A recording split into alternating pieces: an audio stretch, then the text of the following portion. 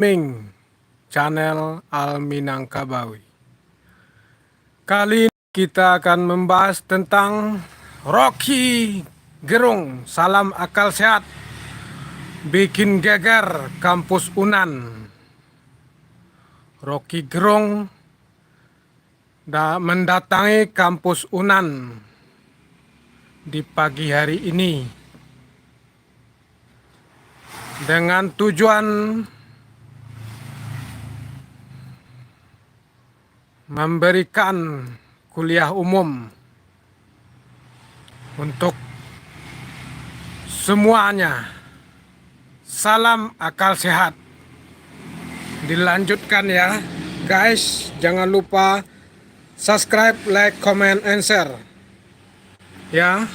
Jangan lupa subscribe, ditekan tombol loncengnya supaya teman-teman semua mendapatkan notifikasi video terbaru dari channel ini. Mantap pokoknya.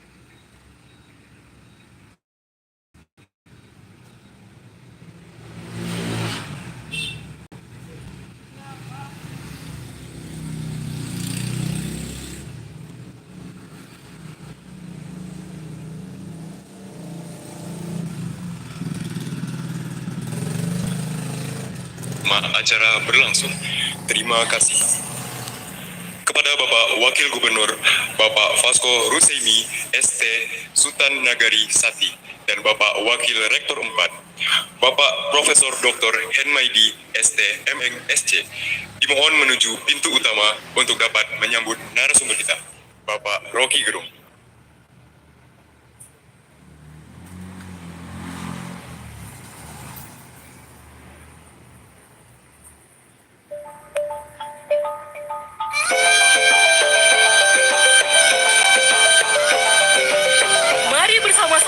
Sambut Wakil Gubernur Sumatera Barat Bapak Fasko Ruseimi ST Sultan Nagari Sati dan Rektor 4 Universitas Andalas Bapak Dr.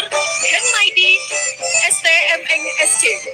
Dan narasumber kita pada pagi hari ini Bapak Rocky Gerung. Hadirin dimohon untuk berdiri.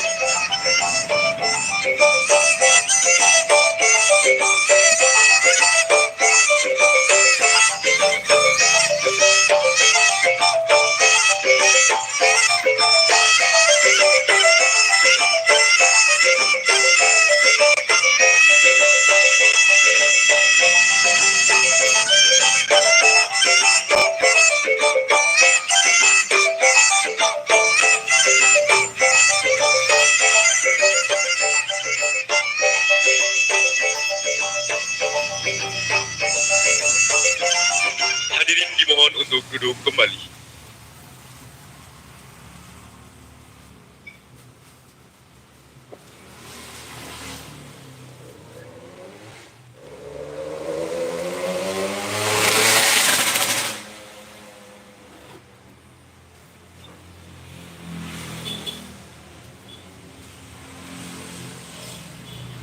Baiklah, tanpa berlama-lama, mari kita mulai acara kita pada pagi hari ini. Assalamualaikum warahmatullahi wabarakatuh.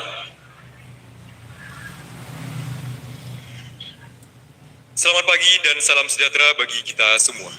Shalom, Om Swastiastu, Namo Buddhaya, salam kebajikan untuk kita semua. Yang kami hormati, Wakil Gubernur Provinsi Sumatera Barat, Bapak Fasko Ruseimi ST Sultan Nagari Sati. Yang terhormat, Wakil Rektor 4, Bapak Profesor Dr. Henmaidi ST MM SC beserta jajaran pimpinan Universitas Andalas. Yang terhormat, Staf Ahli Gubernur Bidang Hukum, Politik, dan Pemerintahan, Bapak Dr. Antus Jasman MM. Yang terhormat, Ketua Sekretaris beserta anggota Majelis Wali Amanat Universitas Andalas. Yang terhormat, Ketua, Sekretaris, beserta anggota Senat Akademik Universitas Andalas. Yang terhormat, Dekan dan Pimpinan Fakultas di lingkungan Universitas Andalas. Yang terhormat, Ketua, Sekretaris, dan anggota Senat Akademik Fakultas di lingkungan Universitas Andalas. Yang terhormat, pimpinan Perguruan Tinggi Negeri dan Swasta Mitra Universitas Andalas di Kota Padang. Yang terhormat, pimpinan Lembaga Swadaya Masyarakat Mitra Universitas Andalas di Kota Padang. Yang terhormat, Presiden Keluarga Mahasiswa Universitas Andalas, Ketua Dewan Perwakilan Mahasiswa Keluarga Mahasiswa Universitas Andalas, serta para ketua organisasi mahasiswa di lingkungan Universitas Andalas. Yang terhormat, dosen, tenaga pendidik, alumni, dan mahasiswa keluarga besar Universitas Andalas. Dan yang teristimewa, narasumber kita, Bapak Rocky Gerung. Dan moderator kita pada pagi hari ini sekaligus Ketua Senat Akademik Fakultas Ilmu Sosial dan Ilmu Politik Universitas Andalas, Bapak Dr. Malse Yulivesra MAP. Baiklah, untuk mengawali kegiatan kita pada pagi hari ini, marilah bersama-sama kita menyanyikan lagu kebangsaan Indonesia Raya. Hadirin dimohon untuk berdiri.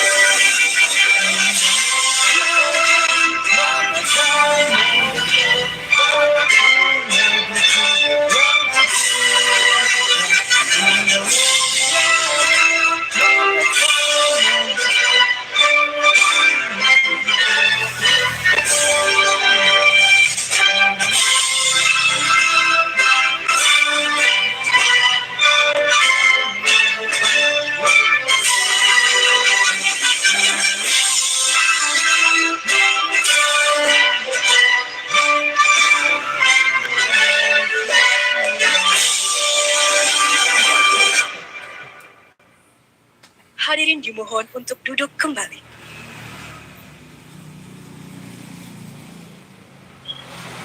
Selanjutnya, marilah kita dengarkan pembacaan ayat suci Al-Quran yang akan dibacakan oleh Saudara Nurkolis Sidiki. Kepada Saudara Nurkolis dipersilahkan.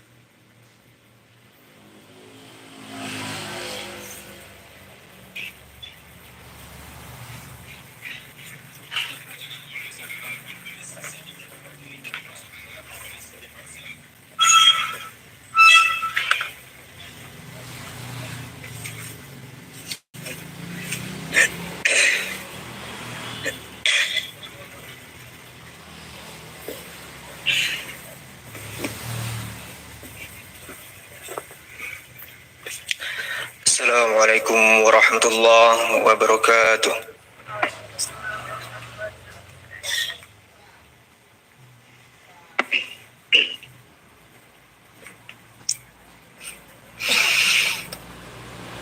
A'udzu billahi minasy syaithanir rajim.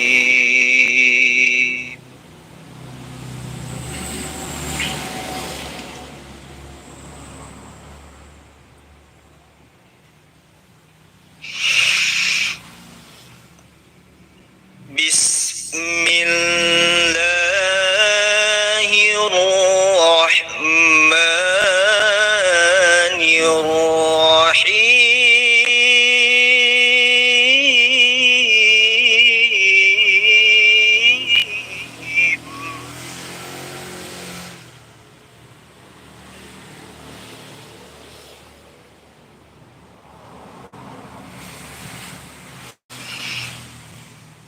يا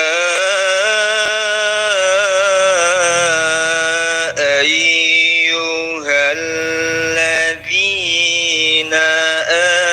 آمنوا اتقوا الله حق تقاته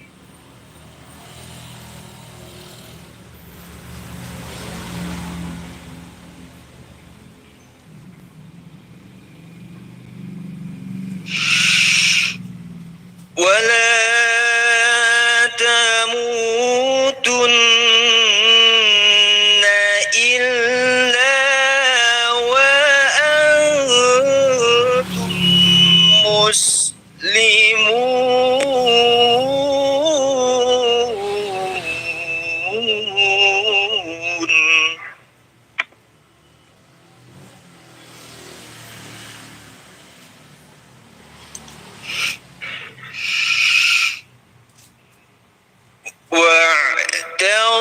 واعتصموا بحبل الله جميعا ولا تفرقوا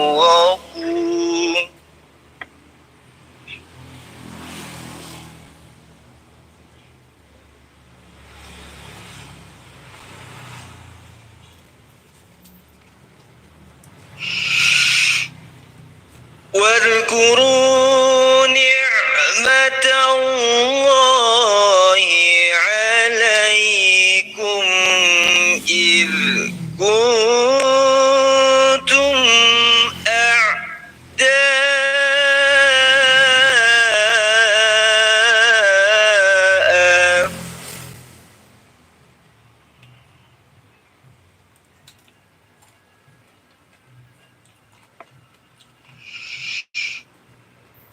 إذ كنتم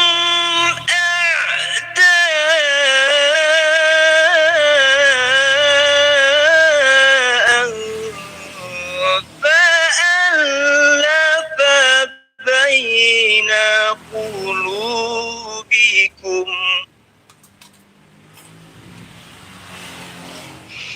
فألف بين قلوبكم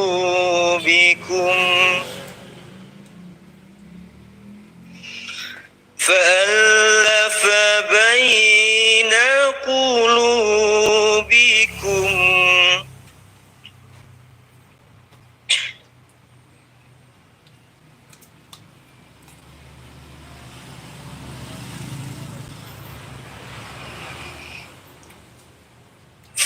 فألف بين قلوبكم فأصبحتم بنعمته إخوانا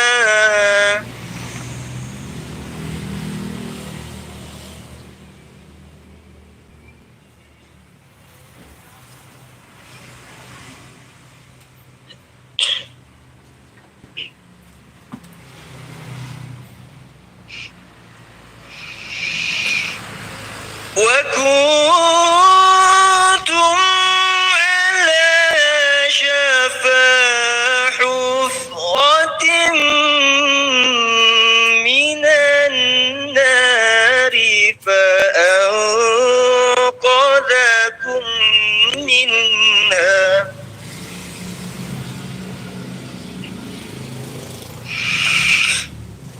كذلك يبين الله لكم آياته لعلكم تهتدون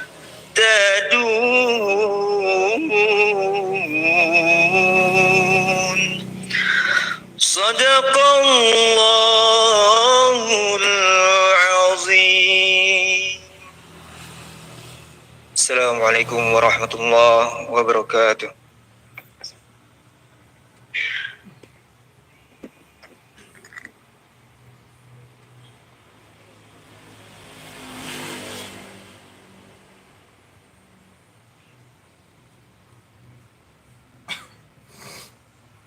Terima kasih kami ucapkan kepada Saudara Nurkolis atas lantunan ayat suci Al-Quran yang telah dibacakan.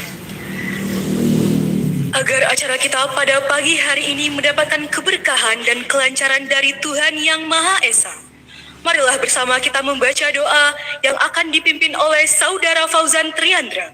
Kepada Saudara Fauzan, dipersilahkan.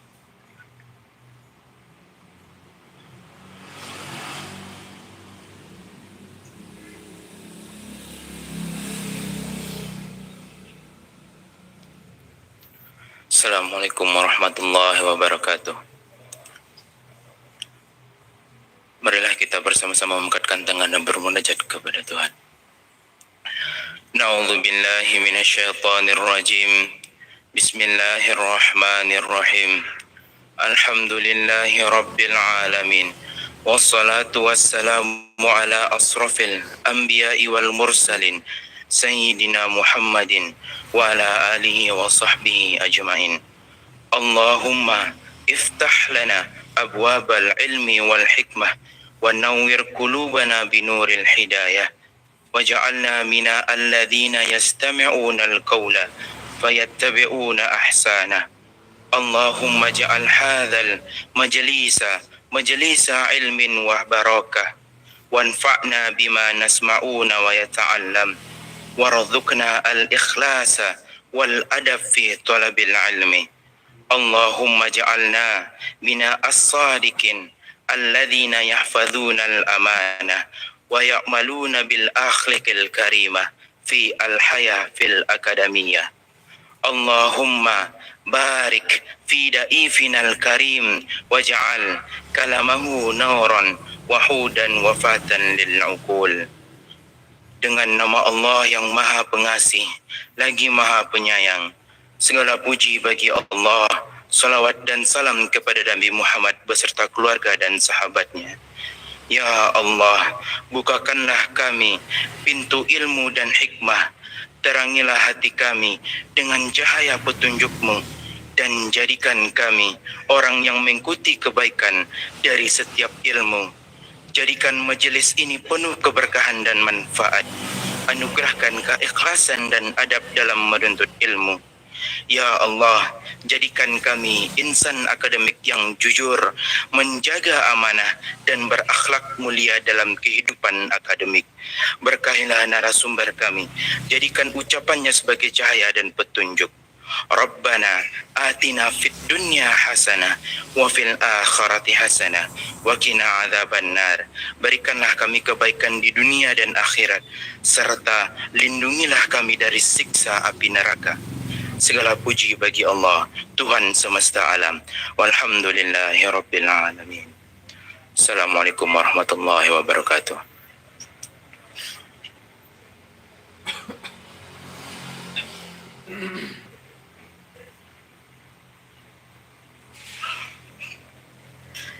Terima kasih kami ucapkan kepada Saudara Fauzan yang telah memimpin doa pada pagi hari ini.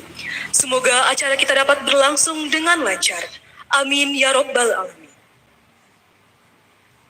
Hadirin yang berbahagia, marilah kita dengarkan kata sambutan dari Ketua Senat Fakultas Ilmu Sosial dan Ilmu Politik Universitas Andalas, Bapak Dr. Malse Yulivestra MAP.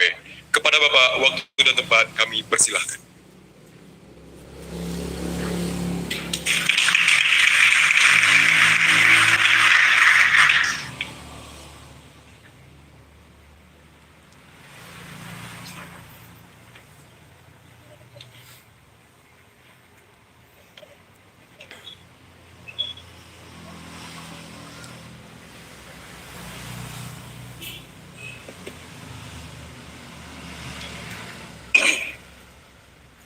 Bismillahirrahmanirrahim. Assalamualaikum warahmatullahi wabarakatuh.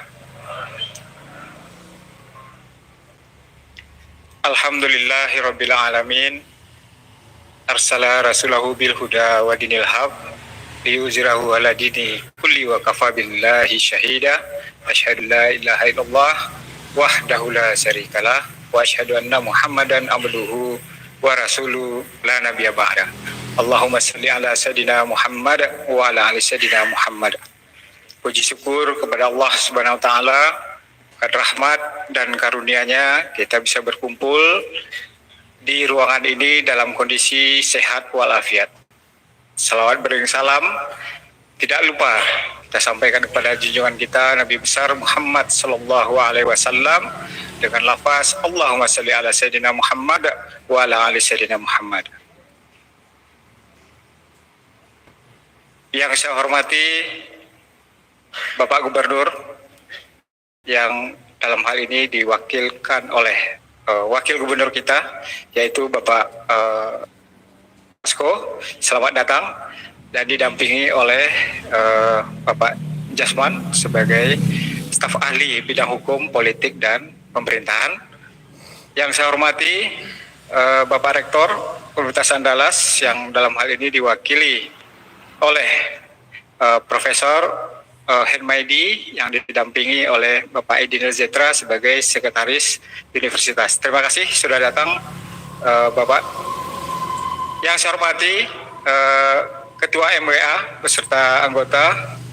Yang saya hormati pimpinan Senat Akademik Universitas beserta anggotanya, Dekan dan pimpinan Fakultas di lingkungan Universitas Andalas, pimpinan Senat Akademik Fakultas dan anggota yang ada di lingkungan Universitas Andalas, pimpinan perguruan tinggi negeri dan swasta yang merupakan mitra dari Universitas Andalas, LSM dan NGO yang hadir pada hari ini yang ada di Kota Padang. Yang saya hormati Presiden KM UNAN, DPM, Ormawa di lingkungan UNAN, serta mahasiswa dan tamu undang yang tidak bisa saya sebutkan satu persatu. Pada kesempatan ini, sebagai Ketua Senat Fakultas Ilmu Sosial dan Ilmu Politik, perkenankanlah saya menyampaikan beberapa hal. Yang pertama, kegiatan ini pada awalnya adalah kegiatan internal. Jadi kami di Senat Akademik FISIP itu punya agenda yang namanya capacity building. Itu pada tahun yang lalu itu di format kegiatan internal untuk anggota Senat. Namun tahun ini berbeda. Karena anggota Senat sepakat semuanya bahwa kegiatan ini harus memberikan dampak dan manfaat yang lebih besar kepada lingkungan dan masyarakat. Maka dari itu kegiatan awalnya hanya bersifat internal, kita buka untuk publik agar nilai dan manfaatnya bisa tersebarluaskan. Itu yang pertama. Kemudian yang kedua, mengapa Senat? Ada sebagian yang bertanya, jarang sekali Senat, bahkan mungkin tidak ada Senat yang melakukan kegiatan seperti ini. Jadi selama ini kegiatan-kegiatan seperti ini mungkin dilakukan oleh dekan ataupun pihak rektorat atau rektor. Gitu. Senat kerjanya hanya rutinitas, misalnya pemeriksaan kenaikan pangkat, mengawasi kinerja dekan dan semacamnya. Nah, di sini kami dari Senat Akademik Fakultas ingin mencoba merubah pakem itu bahwa Senat harus terlibat di dalam pergulatan isu-isu publik. Senat harus turun langsung untuk memberikan dampak yang lebih luas kepada masyarakat, untuk merespon isu-isu sosial, tidak hanya berpangku tangan. Kemudian kita juga ingin merubah image bahwa Senat itu kerjanya cuma jalan-jalan saja. Nah, ini juga harus kita rubah, bahwa Senat harus aktif, Senat harus sensitif terhadap isu-isu yang dihadapi oleh masyarakat, sosial, bahkan itu mahasiswa sekalipun. Jadi ini adalah salah satu bentuk gebrakan kami dari Senat Akademik Fakultas FISIP tentunya untuk merubah kebiasaan yang selama ini kami anggap kurang produktif.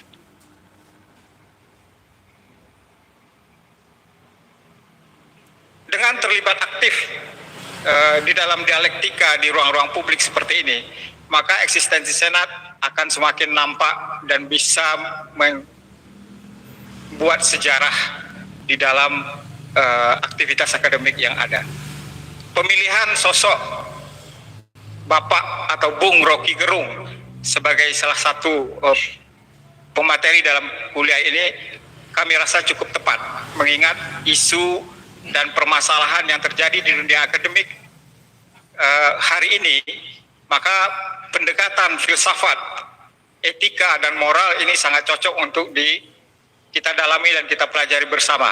Maka kami sepakat untuk menghadirkan Bapak Rocky Gerung, walaupun dengan susah payah menghubungi beliau, tapi alhamdulillah berkat usaha dan bantuan dari beberapa orang kita bisa menghubungi beliau dan bisa melobi untuk datang ke Universitas Andalas. Terakhir, saya sebagai Ketua Senat mengucapkan terima kasih kepada Rektor, Dekan, serta anggota Senat FISIP yang telah memberikan izin persetujuan agar terlaksananya acara ini. Kemudian spesial buat panitia yang telah mengorbankan waktu, tenaga dan pikiran. Mungkin kepada panitia bisa berdiri sebentar.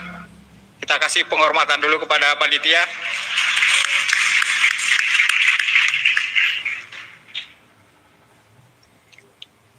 Dan yang terakhir, mohon maaf apabila kami sebagai tuan rumah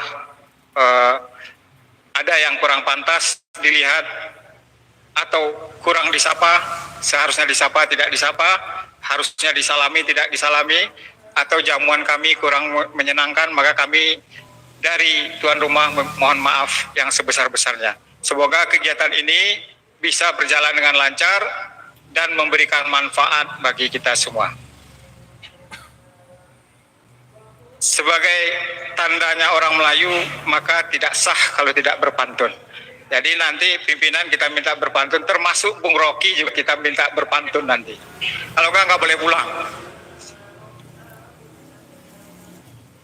Gunung Singgalang, Gunung Merapi.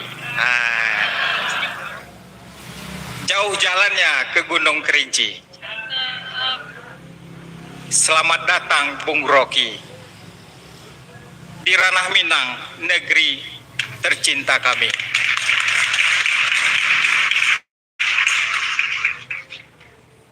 Ke Pasar Raya Padang membeli sarung.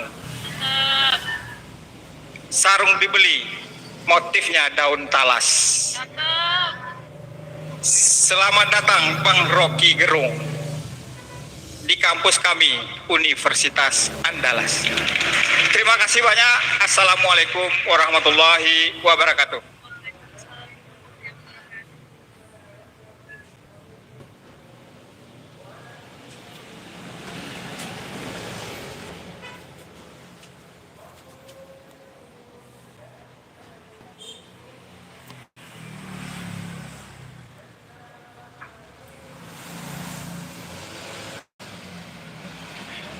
Terima kasih kami ucapkan kepada Bapak Dr. Mase Yulivesra MAP.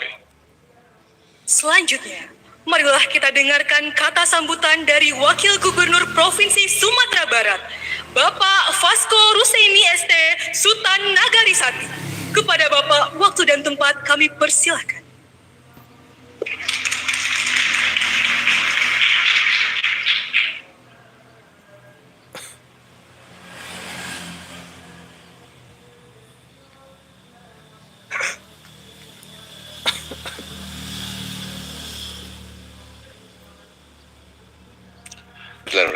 Assalamualaikum warahmatullahi wabarakatuh.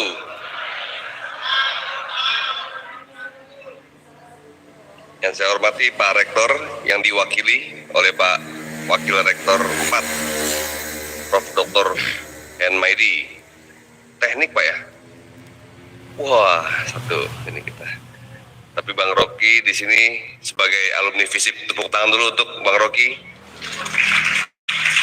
Ini FISIP semua kan? Ya kan? Campur.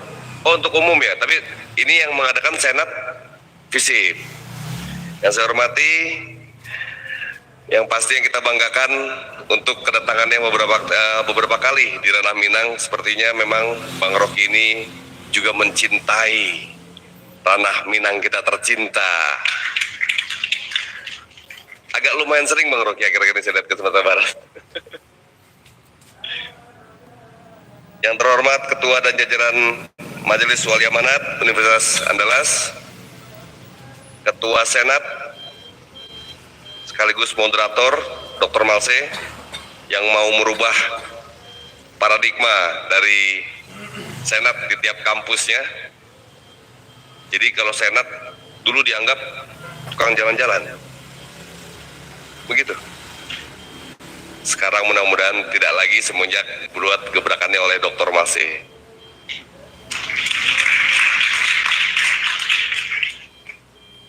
Yang saya hormati Pak Dekan FISIP, Dr. Jendrius, para dekan dan pimpinan di lingkungan Universitas Andalas, Ketua dan jajaran Senat Akademik Universitas Andalas, pimpinan perguruan tinggi, mitra-mitra UNAN, pimpinan LSM, mitra UNAN, presiden mahasiswa dan perwakilan Ormawa, para dosen, pendidik, alumni dan mahasiswa keluarga besar UNAN, dan yang paling saya banggakan adik-adik mahasiswa Universitas Andalas yang paling membanggakan Sumatera Barat tercinta.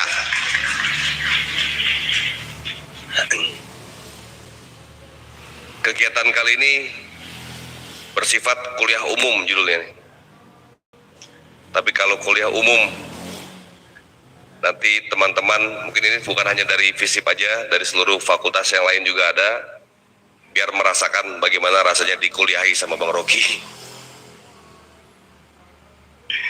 Jadi memang kita berharap betul-betul masyarakat Sumatera Barat, khususnya di tingkat tataran para mahasiswa dan akademisi di Sumatera Barat ini juga memiliki sebuah gagasan yang menarik, memiliki sebuah kekuatan jaringan yang menarik.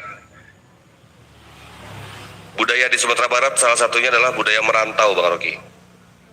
Merantau itu yang akhirnya bisa mendapatkan sebuah kekuatan dari pikiran dan juga jaringan yang mudah-mudahan juga bisa berharap dibawa juga ke kampung halaman.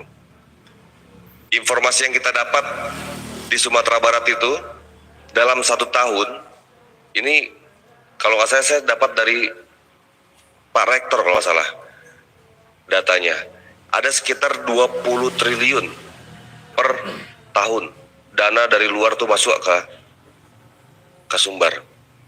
Ini membuktikan bahwa memang kecintaan para perantau itu terhadap Sumatera Barat cukup tinggi.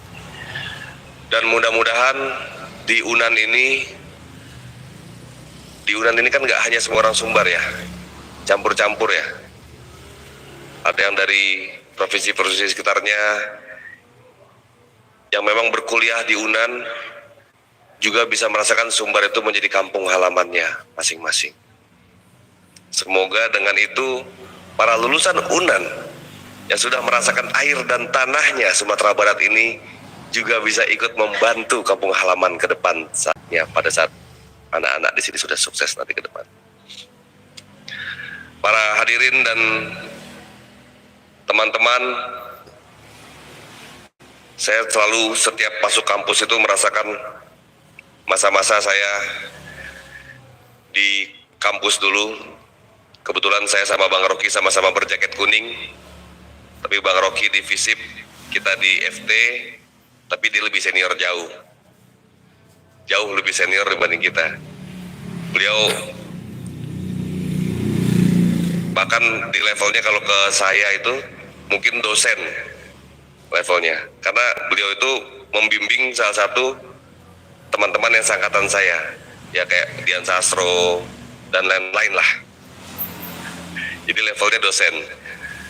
Tapi memang fenomena yang menarik antara FISIP dan teknik ini kadang-kadang saling main di kantinnya masing-masing.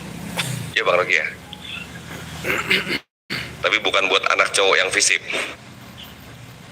Ya, teman-teman semua, selamat menikmati, selamat merasakan dan meresapi pikiran-pikiran yang kuat dari seorang narasumber di tingkat nasional ini, Bang Rocky Gerung. Kami berharap Bang Rocky Gerung bisa memberikan sebuah wawasan dan tambahan lagi kekuatan pikiran untuk seluruh peserta kuliah umum ini. Semoga ini bisa bermanfaat bagi Sumatera Barat ke depannya. Biar nggak usah panjang lebar Pak, jadi kita yang mau kita dengar hari ini adalah Bang Rocky. Kalau Fasko mungkin udah sering ke Sumatera Barat, ke Unan ini ya. Mudah-mudahan Bang Rocky bisa membuat sebuah ide-ide kreatif antara pikiran-pikiran dan integritas dari para akademisi kita di Unan. Wabillahi taufik wal hidayah. Assalamualaikum warahmatullahi wabarakatuh.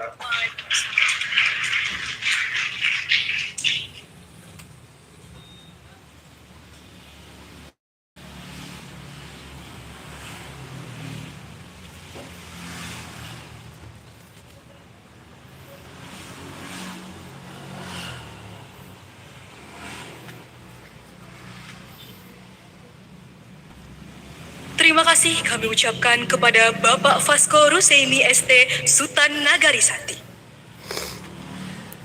Acara selanjutnya, pembukaan kuliah umum kita pada pagi hari ini oleh Wakil Rektor 4 Universitas Andalas, Bapak Profesor Dr. Henmaidi ST MN SC. Kepada Bapak, waktu dan tempat kami persilahkan.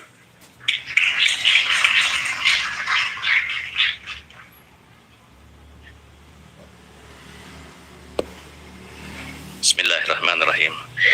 Assalamualaikum warahmatullahi wabarakatuh. Alhamdulillahirabbil alamin, wassalatu wassalamu ala asrafil anbiya'i wal mursalin wa ala alihi washabbihi ajmain.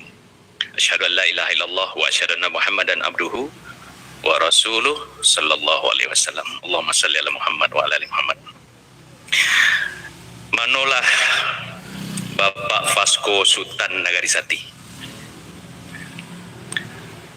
Manolah Bapak Jasman Datua Bandaro Bendang.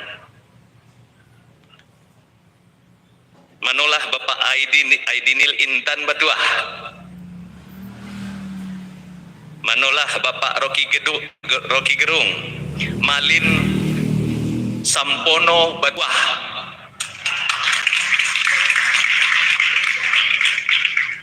Baru diberi gelar. Malin itu mualim, orang berilmu. Sampono sempurna. Tambah Batuah. Batuah. Pakai nanti Pak Gregi.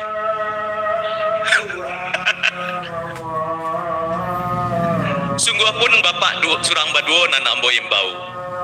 Diwujud penyembahan indaklah basisia juba inggan. Bukan basibak juba bike. Lipui bak tanjuang kaujanan, bak pulau ditimpa ombak. Kadahan nak jan menjulai, kepucuan nak jan mampe. Limbago kami manusia bersifat khilaf. Jiko ado talabiah juta kurang sambah jo salam pamanuhi. Mana tepuk tangannya?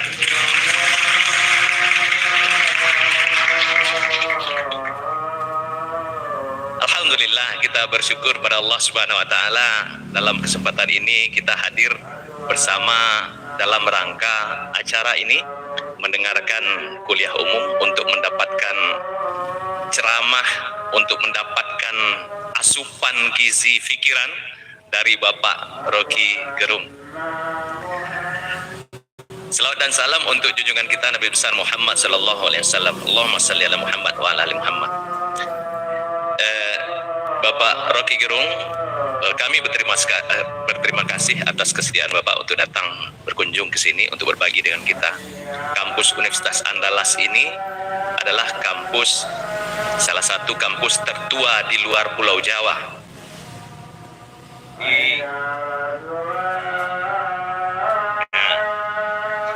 Di logo Universitas Andalas itu ada pohon beringin. Berakar ke bawah, kuat, kokoh batangnya, lalu punya daun yang rindang,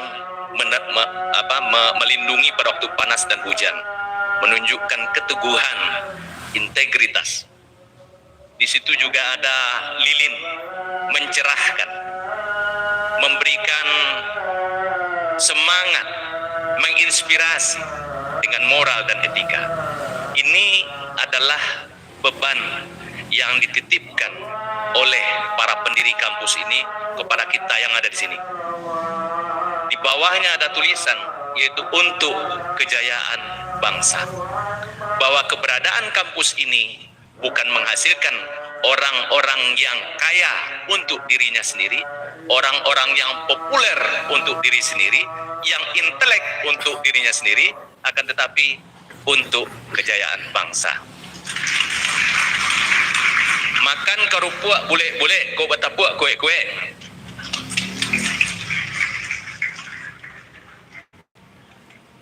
Beban itu ada di pundak kami nih sekarang untuk kejayaan bangsa itu. Bagaimana wujudnya? Dicontohkan oleh pendiri kampus ini yang meresmikan, Dr. Muhammad Hatta. Terbetik kisah yang sampai kepada kita.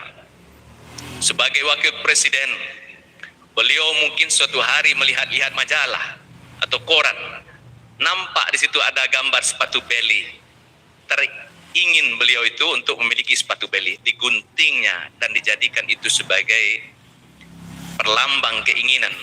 Lalu sisa hasil gaji sebagai wakil presiden ditabung untuk membeli sepatu beli. Ketika uang sudah hampir terkumpul untuk membeli sepatu, mungkin ada keperluan keluarga, tabungan itu diambil. Sampai akhirnya Bung Hatta meninggal dunia, sepatu beli itu tak terbeli oleh seorang wakil presiden, Bung Hatta. Dan Bapak Sri Edi Suasono menceritakan bahwa clipping itu masih tersimpan sampai akhir hayat Bung Hatta. Apa yang kita ambil dari kisah yang sedikit itu? Integritas. Kalau beliau mau, cukup dipanggil duta besar Italia, lalu lihat-lihat sepatunya, lalu puji-puji sedikit, itu datang nanti sepatu agak satu lusin ke rumah.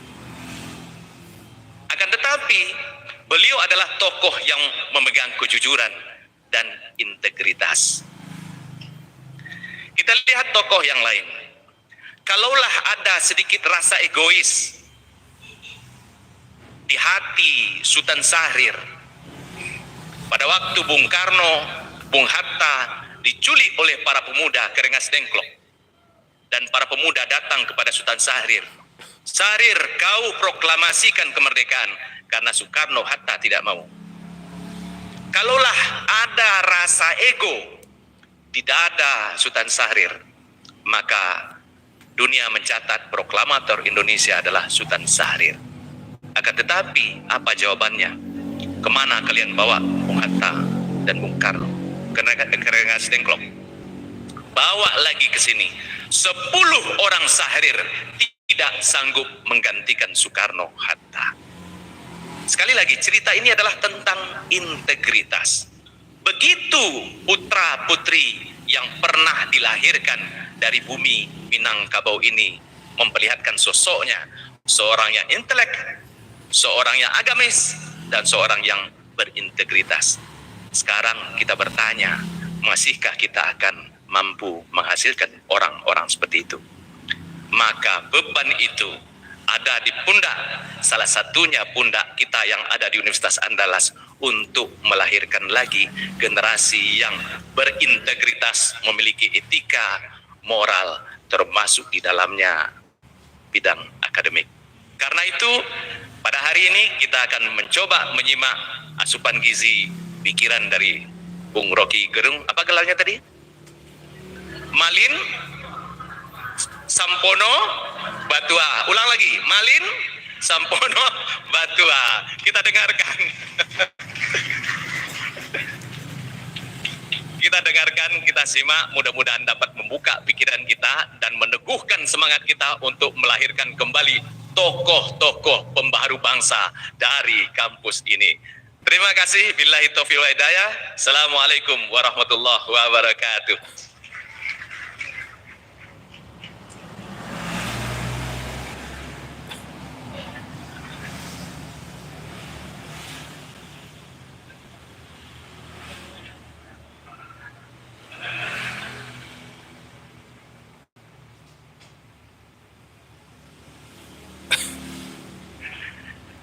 Terima kasih kami ucapkan kepada Bapak Wakil Rektor 4 Profesor Dr. Henmaidi ST MN SC.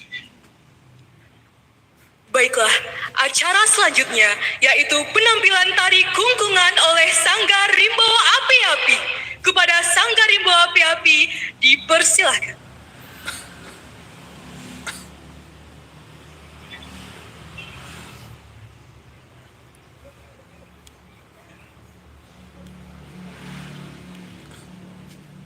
Tari kungkungan. Tarian ini diangkat dari sebuah tradisi ataupun kebiasaan masyarakat Minang pada zaman dahulu, yang mana anak perempuan tidak diizinkan untuk beraktivitas seperti anak laki-laki. Anak perempuan cenderung lebih banyak dikungkung atau dikurung di dalam rumah.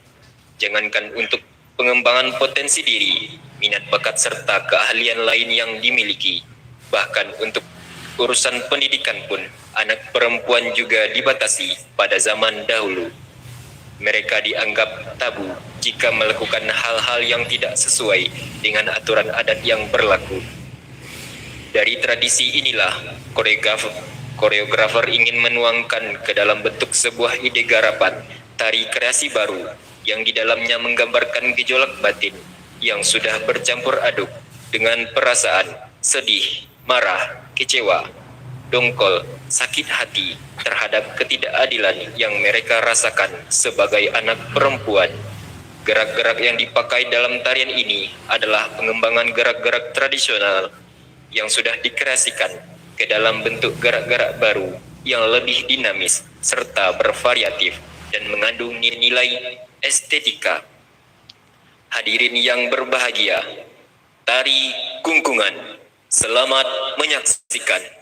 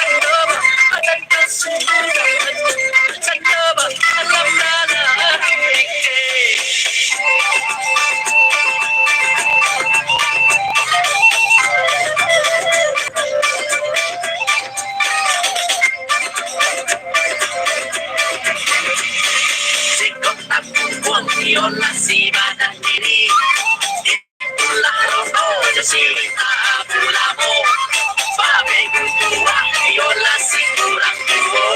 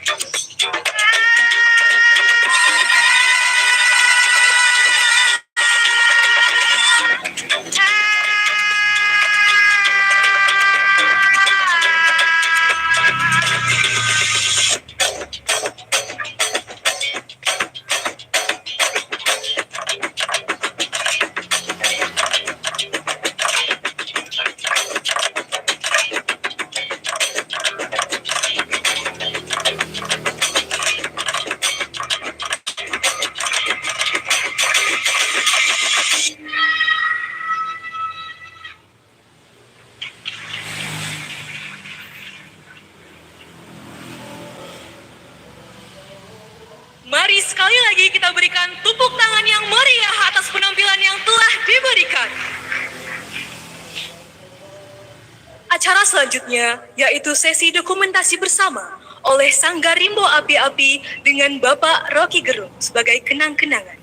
Kepada anggota Sanggar Rimbo Api-Api dan Bapak Rocky Gerung dipersilahkan untuk maju ke depan. Terima kasih.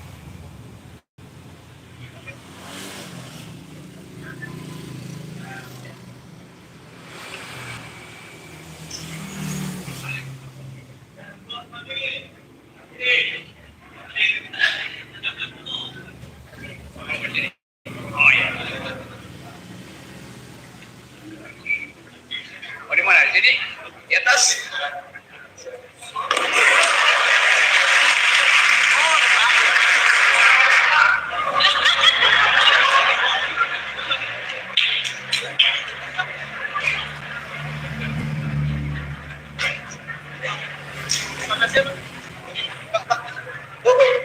Di depan aja, Pak.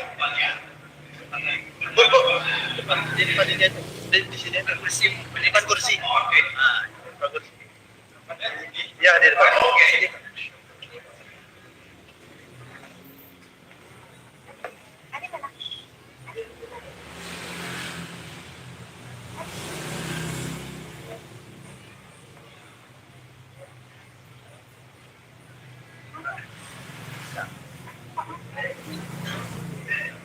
Masih mau di sini.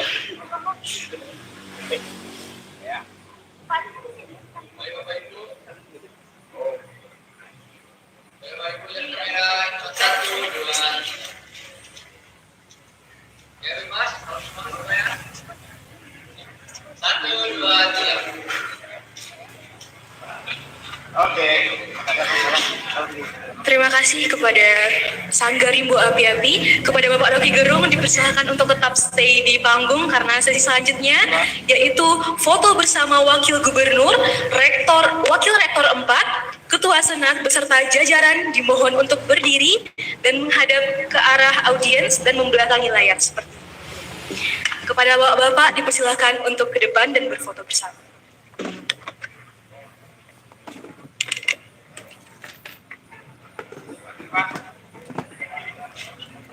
Iya, Pak.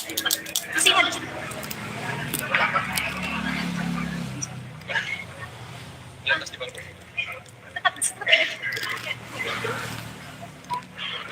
Kepada Bapak-Bapak beserta jajarannya dipersilakan untuk menaiki panggung.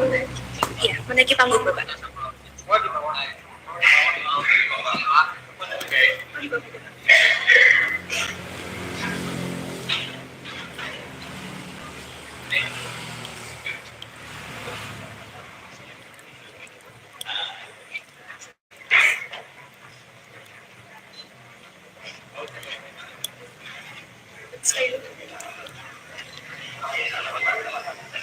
Hadirin dimohon untuk berdiri dan ikut untuk berfoto bersama. Terima kasih. Dimohon untuk berdiri di tempat. Terima kasih hadirin sekalian. Baik Bapak Ibu. Hitungan 1, 2. Ya bebas Ibu, salam semangat semua ya. Minangkabau. Baik Ibu, 1, 2, 3.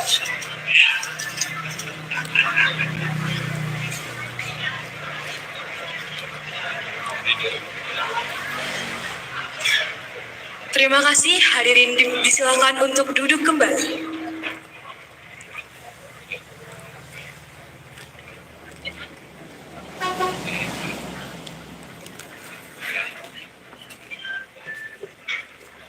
Baik hadirin sekalian, kini kita memasuki inti dari acara kita pada pagi hari ini, yaitu kuliah umum dengan tema Meneguhkan Integritas, Moral, dan Etika Akademik di Perguruan Tinggi bersama narasumber kita, Bapak Rocky Gerung.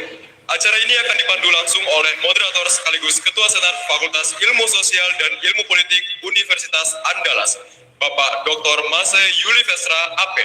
Kepada Bapak waktu dan tempat kami persilahkan.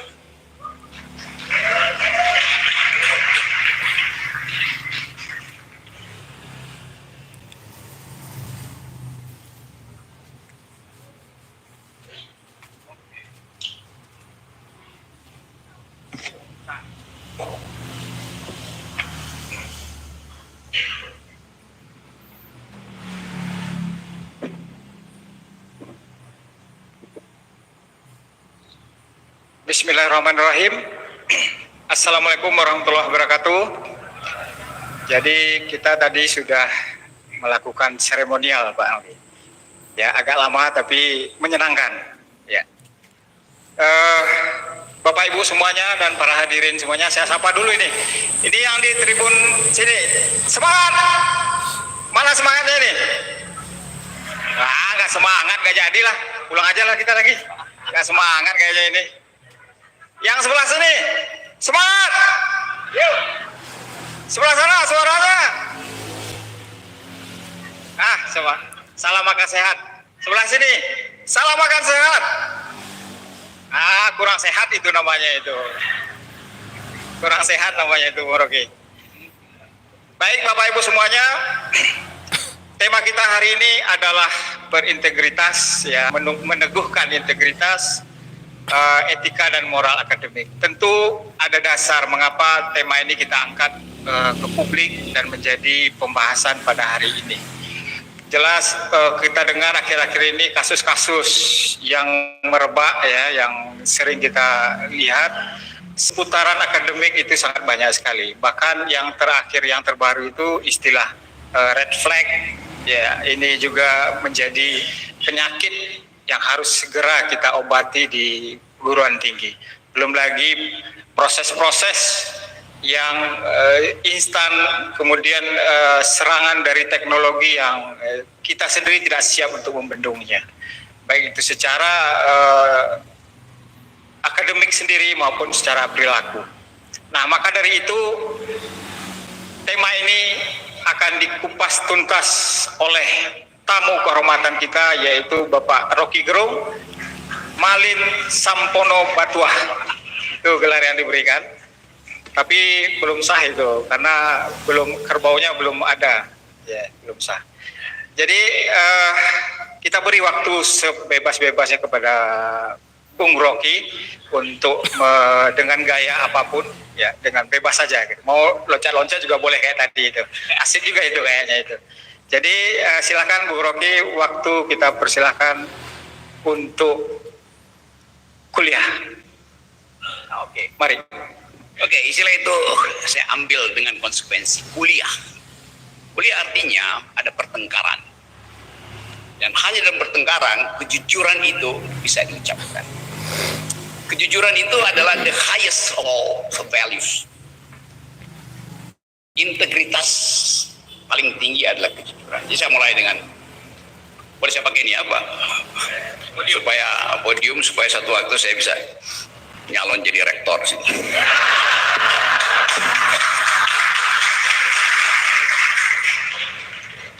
Oke, saya tertarik dengan gambar ini. Ternyata gambar itu saya perhatikan waktu tadi Pak Wakil Rektor terang. Dia lihat ini karena diterangkan di dalam tradisi sejarah bahwa ini ada pohon beringin, ini adalah lilin. Saya yang pertama kali lihat itu, saya tidak lihat itu sebagai pohon beringin.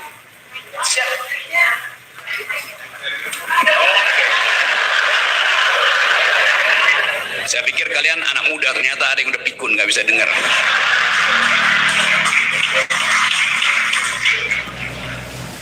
Jadi waktu Pak Profesor tadi terangkan bahwa ini pohon beringin, dia membuat interpretasi yang sifatnya official, interpretasi resmi bahwa ini pohon beringin.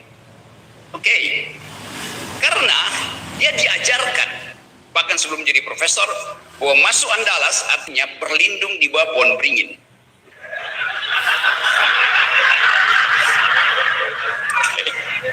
Bahkan diterangkan akarnya kuat, kokoh, rimbun, kanopinya rimbun. Iya, tapi pohon beringin pernah ditebang oleh tukang kayu.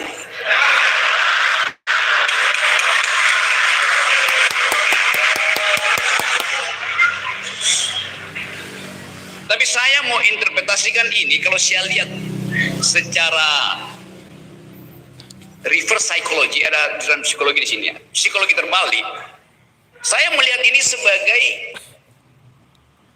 anatomi dari otak, fisiologi dari otak manusia. Ini bentuk otaknya begini kan.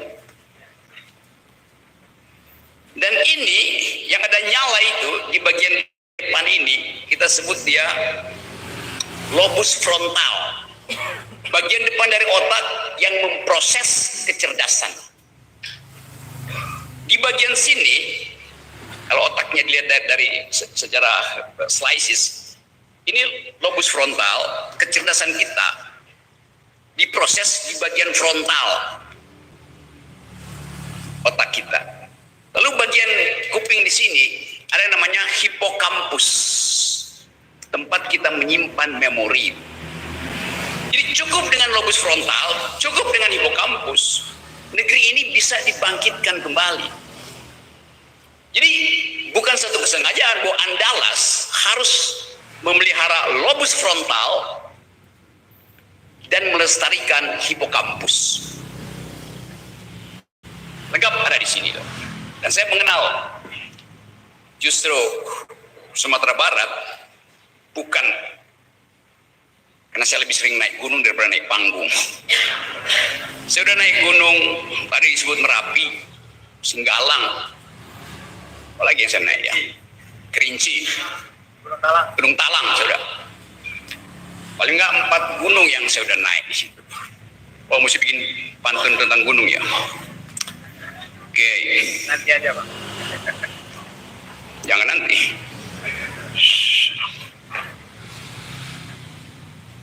Gunung Merapi menjulang tinggi, menunggu tiba Datuk Maringgi. Ada seseorang jadi petinggi, tapi rakyat merasa rugi.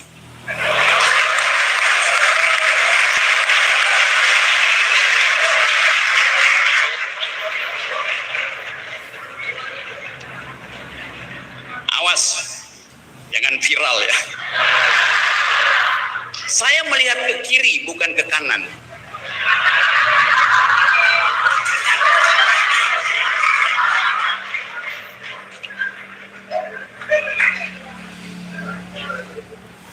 Diingatkan pada kita Bung Hatta memelihara integritas sehingga dia tidak bisa menabung untuk beli sepatu beli. Dia memelihara integritas sebagai wakil presiden, memelihara integritas karena keinginan untuk memiliki sepatu beli, akhirnya dia batalkan. Bayangkan wakil presiden hari ini Satu kontainer sepatu beli bisa tiba pada titik yang sama. Karena yang diperlukan bukan integritas untuk beli sepatu beli, tapi isi tas. Kita mau bicara tentang jarak antara isi tas dan integritas, antara money politics dan argumen demokratis. Suatu waktu saya ngobrol dengan Pak Prabowo tentang masa depan Republik ini. Pak Prabowo teman diskusi saya. Karena dia ada seorang presiden yang doyan baca buku Thinking General. Mertuanya Smiling General. Di ruangan Pak Prabowo yang biasanya beliau terima tamu eksklusif, belakangnya ada gambar Pangeran Diponegoro. Anda tahu itu, Nifasko bolak-balik sini. Ditemanin Pak Dasko pasti. From Dasko to Vasco.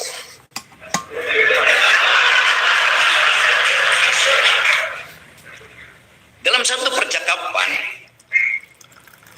di belakang meja kita ngobrol dengan Pak Prabowo, ada buku judulnya Disruption, ditulis oleh Francis Fukuyama. Disruption apa bahasa Indonesia? Disruption artinya apa ya? Gangguan. Kita hidup di dalam keadaan di mana-mana ada gangguan. Karena itu mesti ada persiapan. Dalam bahasa militer namanya army readiness, kesiagaan. Untuk memantau minor detail tentang potensi gangguan itu. Saya diskusi dengan Pak Prabowo. Anda bayangkan ini jauh sebelum beliau jadi presiden. Pak Prabowo sudah membayangkan akan ada gangguan di dalam global politics.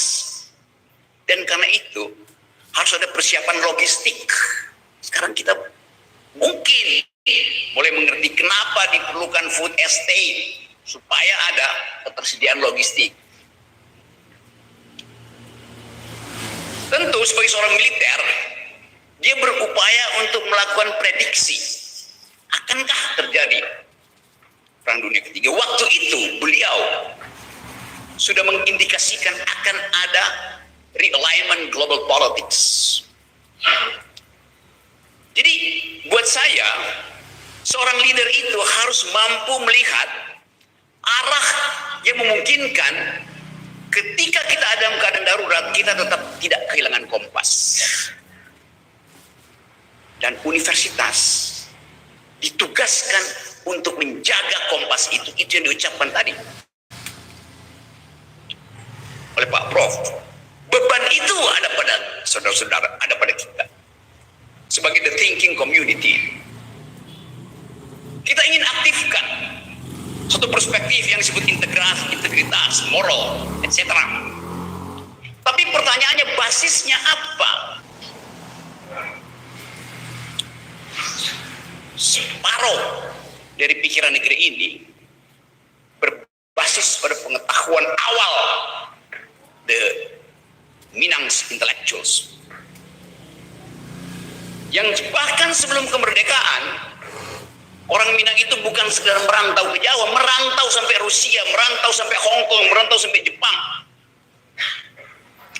Untuk tadi minta diuji pikirannya dan membawa pulang hasil ujian itu. Satu waktu saya jalan ke hutan-hutan di Vietnam, nyebrang ke Kampuja, lalu saya pergi ke Vietnam Utara, Hanoi. Ada mausoleum Ho Chi Minh. Saya masuk ke situ buat tahu apa sebetulnya isi pikiran Ho Chi Minh waktu mendalilkan kemerdekaan perjuangan politik Vietnam.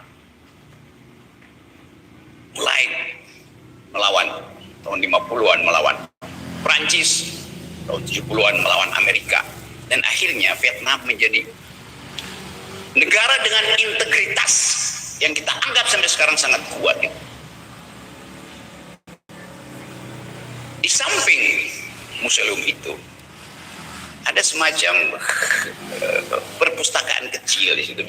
Ada memorabilia dari Ho Chi Minh waktu dia masih pejuang, ada tanduk juga seperti Pangeran Diponegoro. Tapi di situ ada foto yang menarik perhatian saya. Ada foto seorang yang saya kenal profilnya. Seorang yang menulis buku Naar de Republiek, menuju Republik. Seseorang yang makamnya itu sangat sederhana. Dan kita nggak pernah tahu apakah makamnya itu atau tidak. Seseorang yang dicatat pikirannya di dalam Marxist Encyclopedia. Namanya Tan Malaka. Fotonya itu ada di Vietnam. Di dalam foto itu dia sedang berdiskusi dengan seorang tokoh lain, seorang intelektual yang bagi mahasiswa FISIP sekarang bukunya itu banyak dicetak ulang, dibaca ulang. Prisoner Notebooks, catatan dari penjara, yang ditulis dalam bahasa Itali, diterjemahkan tahun 20-an, 30-an dalam bahasa Inggris, lalu jadi viral sebagai tempat anak-anak muda mengambil inspirasi tentang hubungan antara pekerjaan politik dan pekerjaan akademis. Penulisnya namanya, siapa yang bisa tebak? Yo, banyak betul.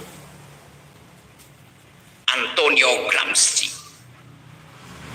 yang dipenjara oleh Mussolini karena beroposisi pada fasisme, meninggal di penjara. Antonio Gramsci adalah pemimpin Partai Komunis Italia yang menolak mengikuti jalan ortodoksi Marxis, itu revolusi, dan dia memilih untuk berargumentasi di parlemen, force of the better argument.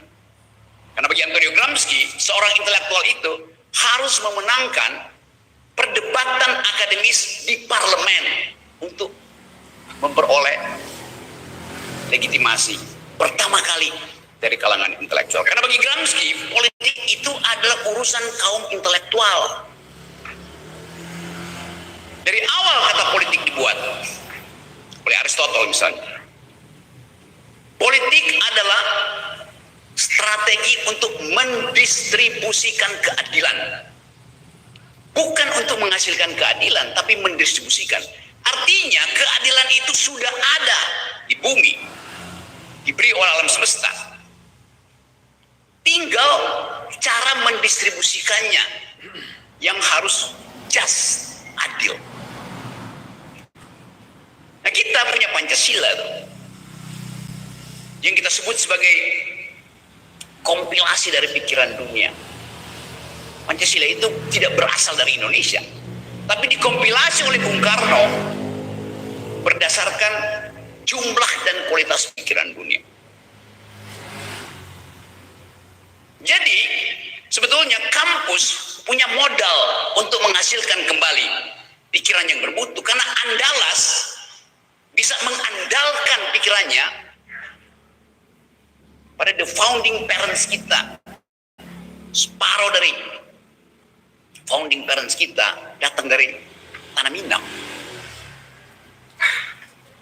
Kapasitas Minangkabau untuk mengatakan kami punya peradaban yang sifatnya majemuk bahkan sebelum Indonesia merdeka. Kami pernah bergaul secara global karena Bukit Tinggi pernah jadi ibu kota darurat Republik Indonesia. Sultan Syahrir, Buya Hamka, Deli Arnor, Muhammad Hatta, sebut semuanya masih diucapkan sampai hari ini. Jadi tidak ada alasan Andalas itu tidak punya andalan. Banyak betul andalan. Sekarang kita bandingkan dengan keadaan hari ini. 2 minggu lalu ada riset yang dibuat di Eropa, mungkin di Afrika atau di Cekoslovakia. Indonesia diurutkan perguruan tingginya sebagai kampus nomor 2 paling tidak berintegritas. Nomor 1 adalah Kazakhstan. Kenapa? Banyak plagiarisme. Kenapa?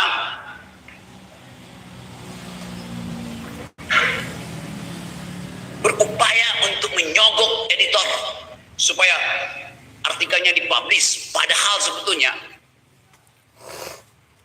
jurnal itu adalah jurnal predator. Karena ada ambisi untuk jadi intelektual, tapi dengan kapasitas lobus frontalis yang minim.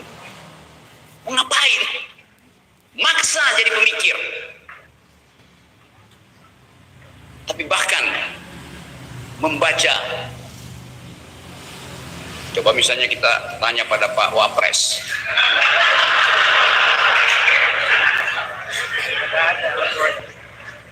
ini gambar apa?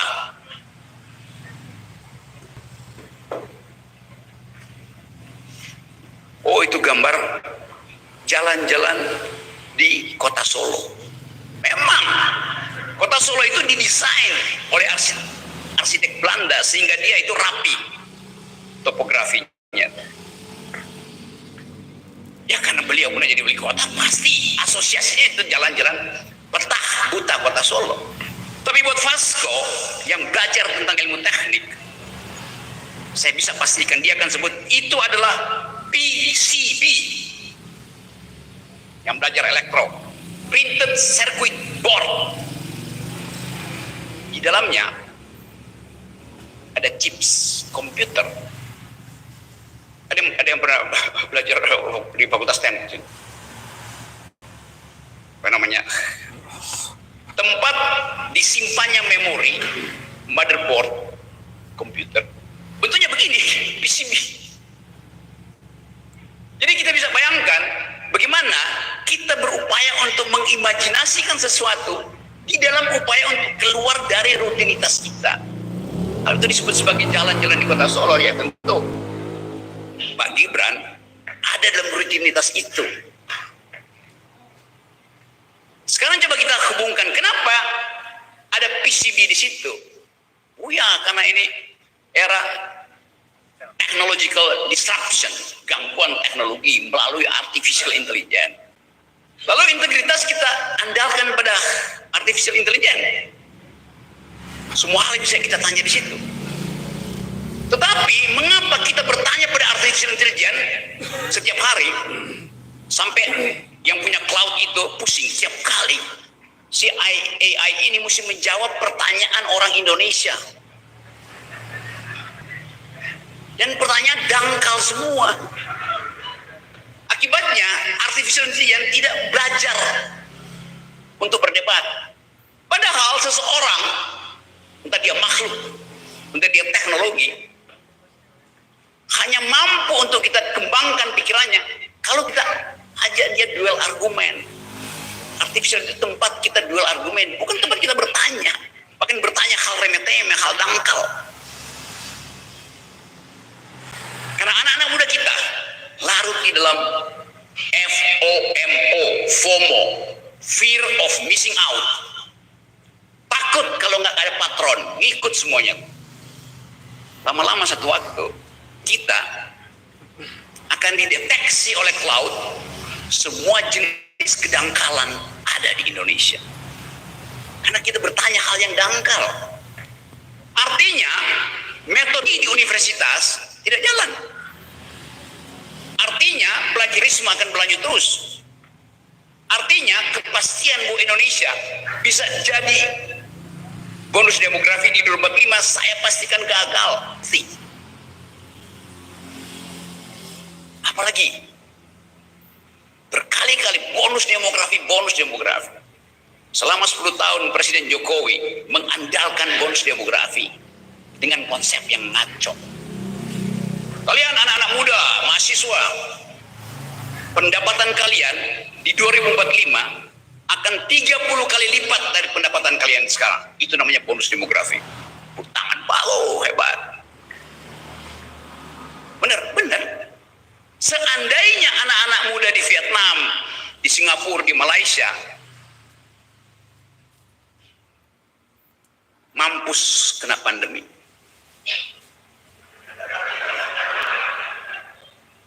tapi bagaimana kalau mereka lebih sehat dari kita? Bonus demografi itu perbandingan antara kita di Indonesia dalam usia produktif dengan generasi sejenisnya di Vietnam, di Hong Kong, di Singapura, minimal di regional Asia, di dalam rentang kompetisi yang sama. Kan disebut bonus dalam perbandingan. Bukan Anda hari ini dibandingkan dengan Anda 2045. Kita, Indonesia, bonus demografinya kita dapat 30 kali lipat gaji kita. Bagaimana kalau anak Kuala Lumpur gajinya 60 kali lipat dari sekarang? Siapa yang dapat bonus? Ya dia, bukan kita. Kan ngaco kan? Pendapatan kita berapa? 3.500 dolar. Kuala Lumpur hari ini 13.500. Dari situ aja, dari garis startnya udah nggak bisa. Apalagi dari soal IQ kita 78.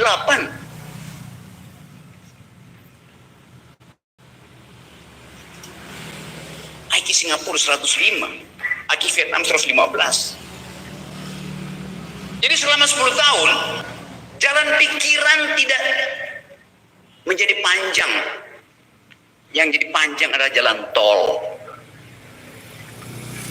Dan kita punya problem hari ini, ada jalan tol yang mangkrak. Karena tidak ada desain akademis. Kebutuhannya belum ada, ngapain bikin jalan tol? Tolol. Nah, saya mau terangkan itu dalam upaya untuk membebaskan kampus supaya bisa mengucapkan kritik. Integritas hanya bisa diuji melalui kritik. Jadi kritik itu built-in di dalam kehidupan kampus. Tanpa kritik tidak ada pertumbuhan dan pengetahuan. Jadi kalau kita rangkum itu, meneguhkan integritas, moral, dan etika akademik perguruan tinggi, artinya loloskan kritik setiap 20 detik. Baru ada dialektika. Baru kita bisa paham apa yang disebut madilog. Jadi biasakan supaya jangan ada hambatan feodalisme di dalam kehidupan akademis. Ini mimbar ini disebut mimbar akademis. Artinya siapa yang punya dalil silahkan pakai mimbar ini untuk mengucapkan argumentasi. Tidak bisa, ini hanya punya profesor, ini hanya punya dekan, ini hanya punya promovendus. Tidak. Disebut mimbar akademis, artinya siapapun yang punya dalil akademis berhak memakai mimbar ini.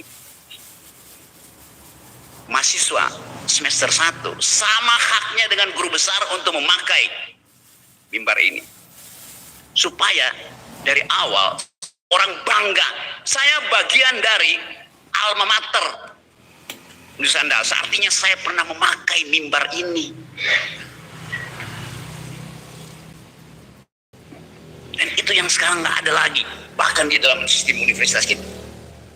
Satu waktu di Universitas Indonesia tempat saya ngajar, ada seorang promosi doktor, saya diundang di dalam forum pengujian doktor. Setelah para penguji bicara, pembimbing, saya angkat tangan. Saya mau kasih pendapat dan saya mau kasih kritik. Pemimpin sidang bilang, tidak bisa. Loh, kenapa tidak? Bapak bukan penguji, Bapak bukan pembimbing. Oke. Jadi saya apa di sini? Diundang untuk apa? Seseorang diundang di forum akademis untuk lakukan perdebatan akademis. Jadi saya diundang hanya untuk menyaksikan dia dikasih toga. Dungu namanya.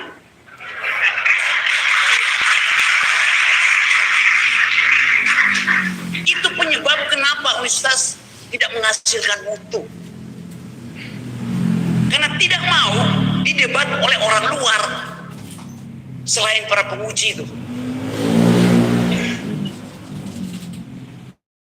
Akuntansi punya audit eksternal lebih bermutu dari audit internal.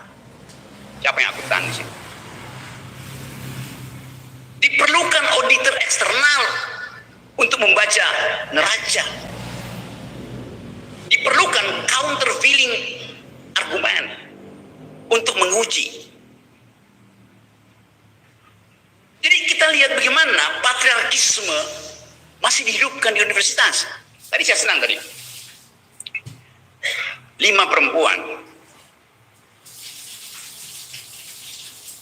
menguji integritas negeri ini.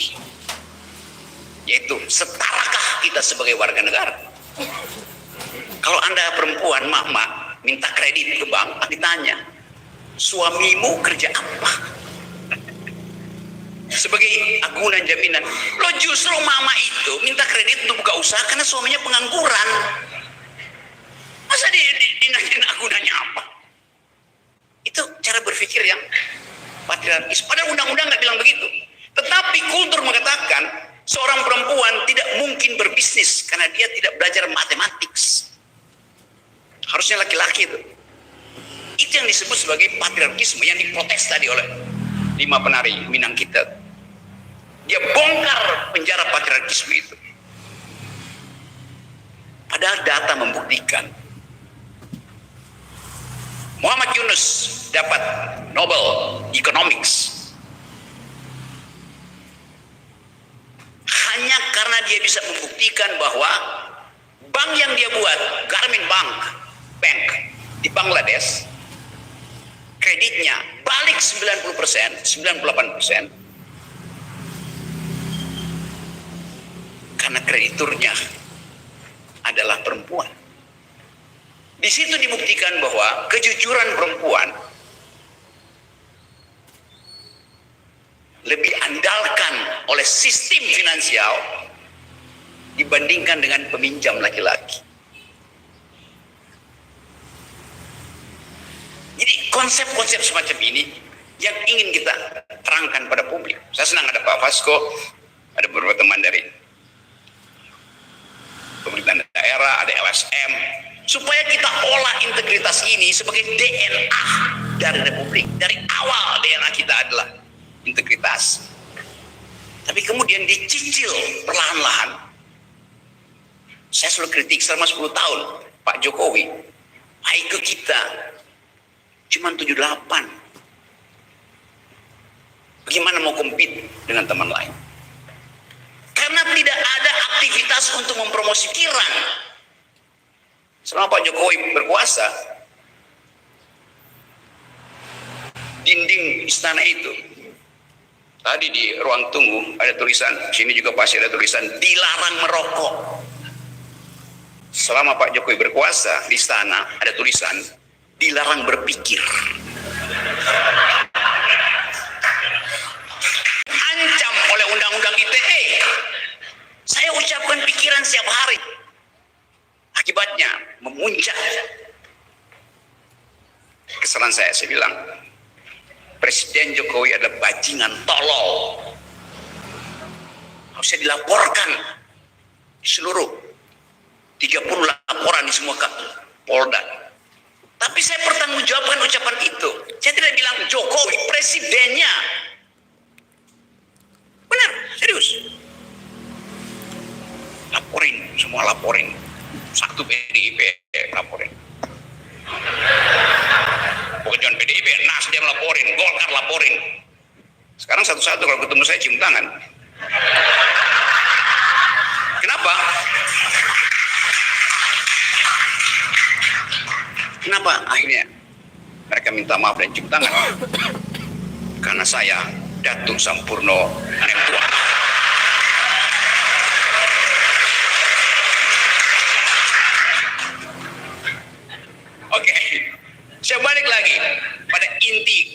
problem kita hari ini. Ini bab 2. Apa tugas universitas?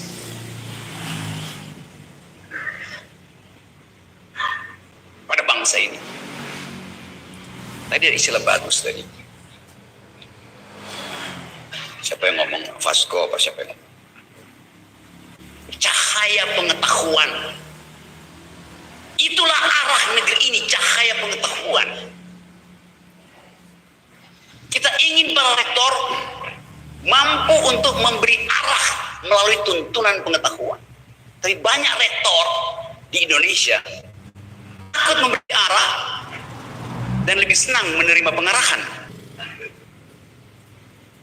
Apalagi rektor UGM.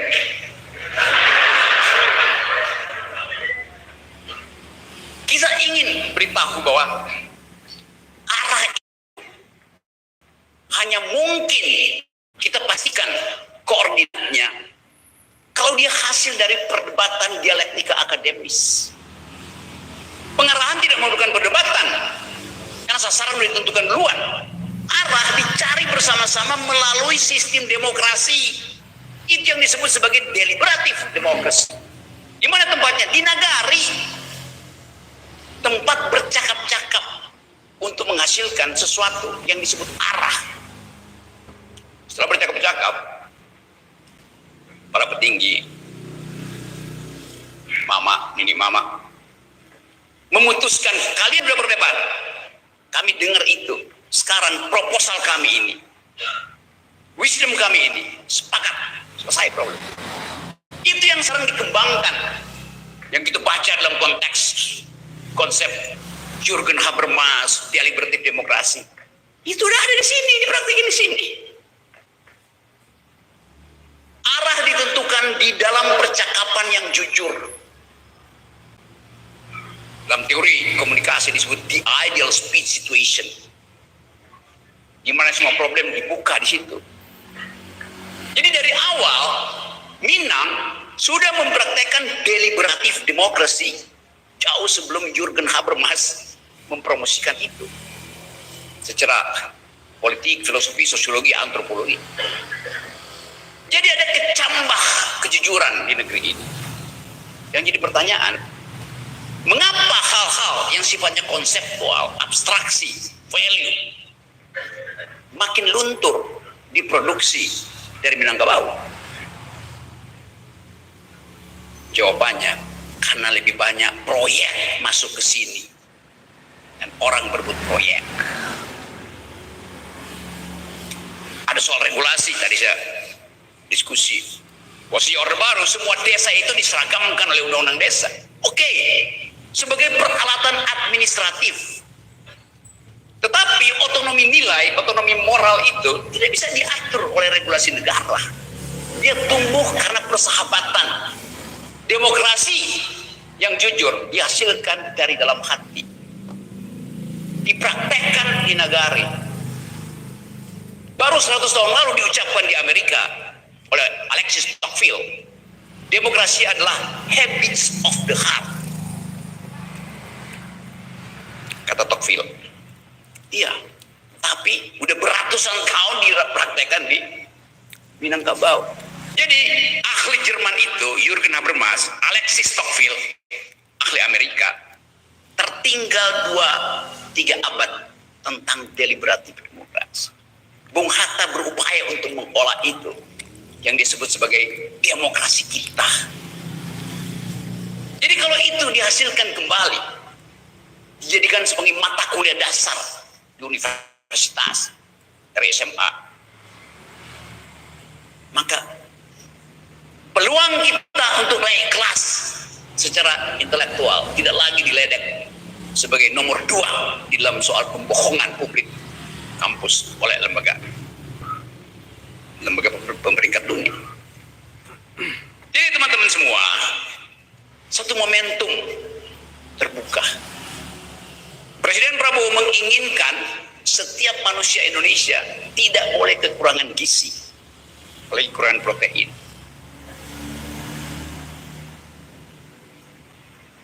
Separuh dari IQ nasional kita disumbang oleh sejumlah orang di sekitar Danau Maninjau.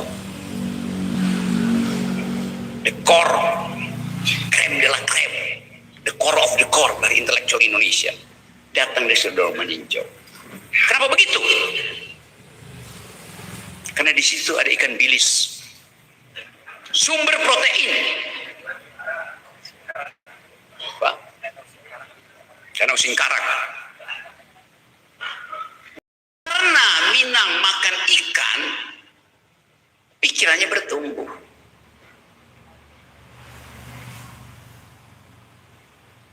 Pikiran memburuk kalau sekedar menghafal nama-nama ikan.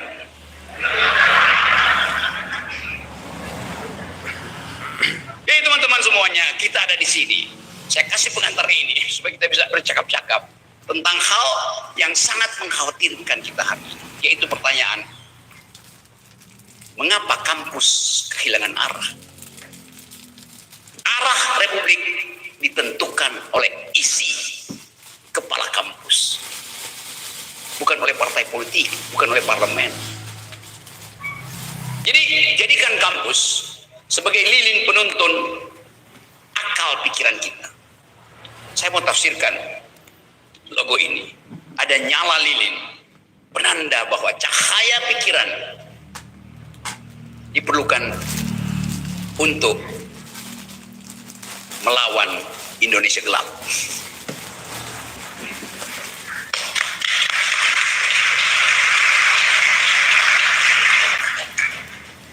Ada soal tentang efisiensi yang menyebabkan uang tidak mengalir ke daerah. Itu urusan kebijakan. Tapi kampus harus tagih terus bahwa pikiran hanya disebut pikiran kalau dia dipertengkarkan. Kalau Anda punya pikiran, Anda punya disertasi, Anda bisa skripsi, tesis disertasi, bertahun-tahun Anda simpan disertasi itu, nggak ada orang yang bicarakan, nggak ada yang lawan disertasimu. Itu artinya nilai disertasimu nggak ada. Karya akademis disebut karya akademis kalau dipertengkarkan di forum akademis. Kalau pikiran saya ucapkan, dan tidak ada yang mau bertengkar, mengganggu pikiran saya, mendisruption pikiran saya, maka yang saya ucapkan itu bukan pikiran. Yang boleh diganggu adalah pikiran, yang tidak boleh diganggu adalah doa. Itu beda antara doa dan pikiran. Doa tidak boleh diganggu, pikiran harus diganggu. Nah, saya ingin supaya Universitas Andalas jadi cahaya pikiran Republik. Hanya dengan itu kita bisa pastikan bahwa langkah menuju Indonesia sehat, Indonesia bermutu, Indonesia emas bisa diucapkan nanti dengan mengatakan, saya warga Andalas, saya mengandalkan pikiran. Assalamualaikum warahmatullahi wabarakatuh. Waalaikumsalam warahmatullahi wabarakatuh. Tepuk tangan buat Pak Rocky Gerung. Baik Bapak Ibu semuanya, saatnya kita mengganggu pikiran Rocky Gerung. Nah, beliau menantang ini Bapak Ibu. Jadi harus kita terima tantangannya ini. Ini dari kita buka sesi tanya jawab. Nah ini udah mulai banyak ini. Nah, kita urut dari sebelah sana dulu, Bapak nomor 1, terus 2, 3, 4, 5, 6, 7, udah 7 aja dulu. Sesi 2 ya Bu, kita masih ada sesinya. Ada 7 orang, silakan nanti di sini, di tengah Pak, atau di sana. Oh situ boleh, boleh. Perkenalkan nama, kemudian kalau ada dari institusi silakan diperkenalkan juga. Silakan Pak. Baik, bismillahirrahmanirrahim. Assalamualaikum warahmatullahi wabarakatuh. Nama saya Muhammad Irwandi, pensiunan PTS di Jakarta, bukan pensiunan preman ya Pak. Pertanyaan saya yang pertama, kalau Bung Rocky jadi rektor di UNAM, apa yang akan dilakukan pertama kali? Yang kedua, pesan untuk sivitas akademik UNAM. Sering-seringlah memakai mimbar akademik supaya tidak dungu. Terima kasih. Terima kasih Pak Muhammad Irwandi. Selanjutnya silakan yang nomor 2, silakan tadi berurut tadi. Nanti yang di atas juga siap-siap ya, kita kasih nanti untuk bertanya. Baik, Assalamualaikum warahmatullahi wabarakatuh.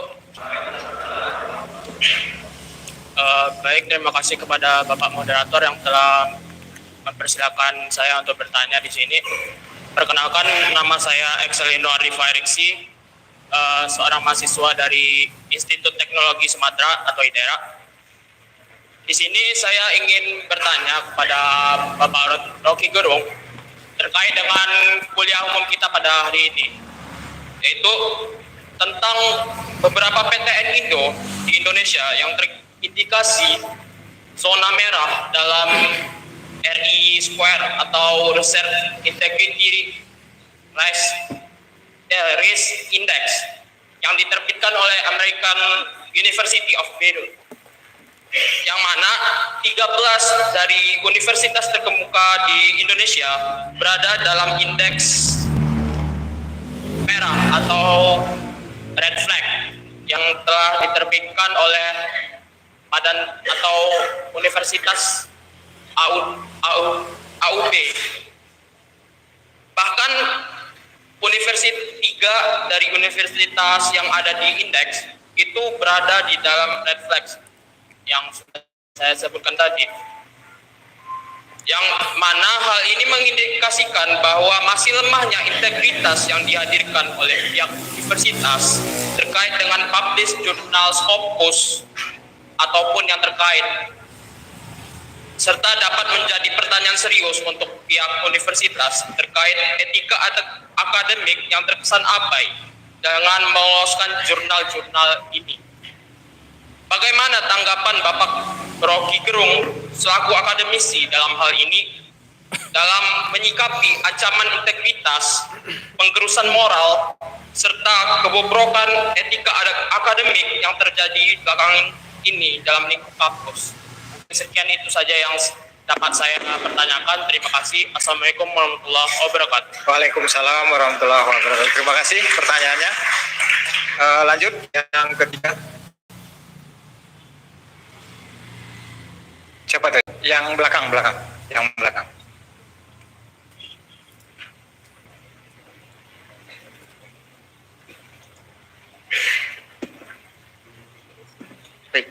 Assalamualaikum warahmatullahi wabarakatuh. Terima kasih atas kesempatannya. Sebelumnya perkenalkan, nama saya Lukmanul Hakim, bisa dipanggil Lukman saja. Saya merupakan salah satu mahasiswa dari Fakultas Hukum dan saat ini berada di semester 2. Jadi begini Bung, sewaktu kecil saya sering sekali didoktrinisasi bahwa percuma kamu adalah seorang yang cerdas, tapi kamu tidak punya etika dan moral. Dan waktu kecil, saya menganggap bahwa doktrin itu ya baik. Tetapi lambat laun, kemudian saya bertumbuh menjadi seseorang yang mempelajari dan yang lain sebagainya. Kemudian saya melihat bahwa manifestasi dari doktrinisasi itu adalah bentuk pembatasan pikiran saya sendiri. Kenapa saya katakan begitu? Karena sering sekali ketika saya di kelas, saya sering ketika ingin bertanya, baik itu kepada dosen ataupun teman saya yang sedang presentasi, saya sering di notes bahwa jangan berikan pertanyaan yang bersifat merugikan orang, atau jangan berikan pertanyaan yang bersifat menentang. Jadi pertanyaan saya Bung, sebesar apa sebenarnya etika dan moral itu terpengaruhi oleh pikiran? Mungkin itu aja Bung. Terima kasih. Assalamualaikum warahmatullahi wabarakatuh. Waalaikumsalam warahmatullahi wabarakatuh. Bagus pertanyaannya. Selanjutnya yang keempat, yang sini masih ada di sini ya. Yang keempat, 5, 6, 7 tadi sudah saya tunjuk tadi. Baik, Assalamualaikum warahmatullahi wabarakatuh. Waalaikumsalam warahmatullahi wabarakatuh. Terima kasih atas kesempatannya. Perkenalkan, nama saya Wiji Dwindrayansah. Saya seorang mahasiswa dari Hubungan Internasional Angkatan 2024 Universitas Andalas. Kepada Bu Rocky, saya ingin meminta tanggapan dan pandangan Bu Rocky terkait penyampaian yang telah Bu Rocky sampaikan tadi mengenai kritik. Hari ini kita melihat dan menyaksikan fenomena bahwa banyak mahasiswa hari ini yang vokal terhadap kritik-kritik dan isu-isu sosial di tengah-tengah kita. Namun kita sadari bahwa kritik perlu adanya kapasitas dan pemahaman yang mendalam terkait isu tersebut. Bahwa tak banyak hari ini mahasiswa yang mereka vokal dalam mengkritik tapi tidak mengerti apa yang mereka kritik. Itu yang pertama. Kita melihat bahwa hari ini masyarakat Indonesia selalu memberikan kiblat atau memandang kiblat terhadap produk demokrasi tersebut kepada budaya Western, dan akhirnya kita melupakan nilai-nilai budaya yang tertanam pada masyarakat kita itu sendiri dalam mengkritik. Selain itu, dalam hal mengkritik itu sendiri hari ini selalu dibenturkan dengan budaya. Hari ini orang-orang yang memandang kritik dengan kritikan yang tajam itu dianggap sebagai orang-orang tidak beretika dan bermoral. Bagaimana tanggapan Bu Rocky tentang hal tersebut untuk meningkatkan kualitas pemahaman dan pemikiran tinggi dari seorang mahasiswa, baik itu dalam lingkungan akademik maupun lingkungan masyarakat? Terima kasih. Baik, terima kasih. Selanjutnya yang sebelah sini tadi, yang 3, ya silakan Bu. Ini aja ya. Baik, bismillahirrahmanirrahim. Assalamualaikum warahmatullahi wabarakatuh. Nama saya Sri Setiawati, saya antropologi. Saya dulu S1, S2, S3 di UI juga. Oke, Bung Rocky, menarik sekali.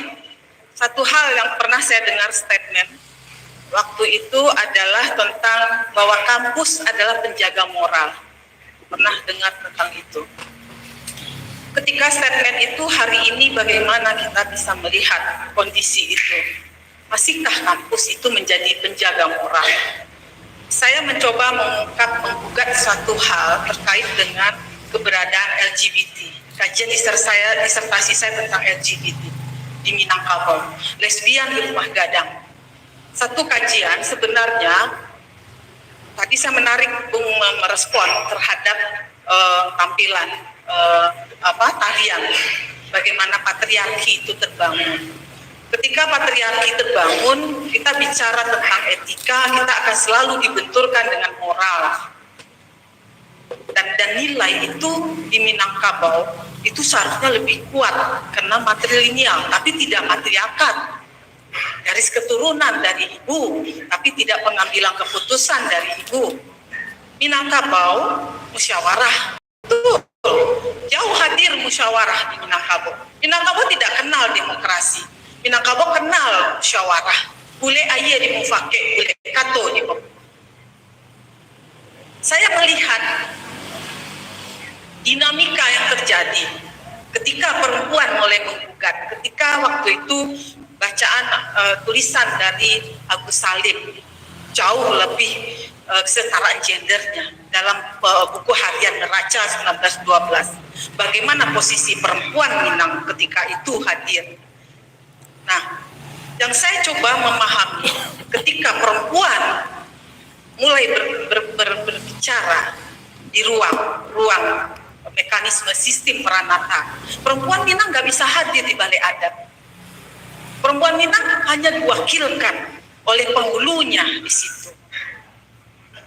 Nah, saya melihat ketika perempuan mulai menggugat, ayam batino lah mulai berkuat. Itu selalu pameo yang dikeluarkan oleh penghulu gitu, yang tak mau tergugat oleh status quo. Nah, saya melihat di sini, ini berkaitan dengan kajian saya sebagai antropolog, ada upaya sebenarnya ruang musyawarah demokrasi, bagaimana posisi matrilineal perempuan Minang hari ini dimaknai pada konteks hari ini. Jauh itu lebih menjadi suatu evolusi kekerabatan yang paling tua. Pak Hovan bilang di situ bahwa kebudayaan matrilineal itu adalah kekerabatan yang paling tua di dunia. Nah, saya ingin melihat bagaimana respon Bung Rocky ketika mulai memahami musyawarah cara nagari, bagaimana tokoh-tokoh yang muncul, tokoh-tokoh perempuan yang muncul. Gak asing lagi. Wajar kalau Bung Rocky menyebut nama lelaki, karena Bung Rocky lelaki.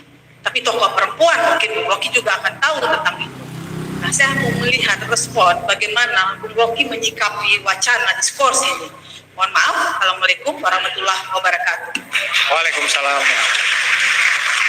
Baik, luar biasa sekali pertanyaannya. Yang ke-6, silakan tadi. Ya, 6.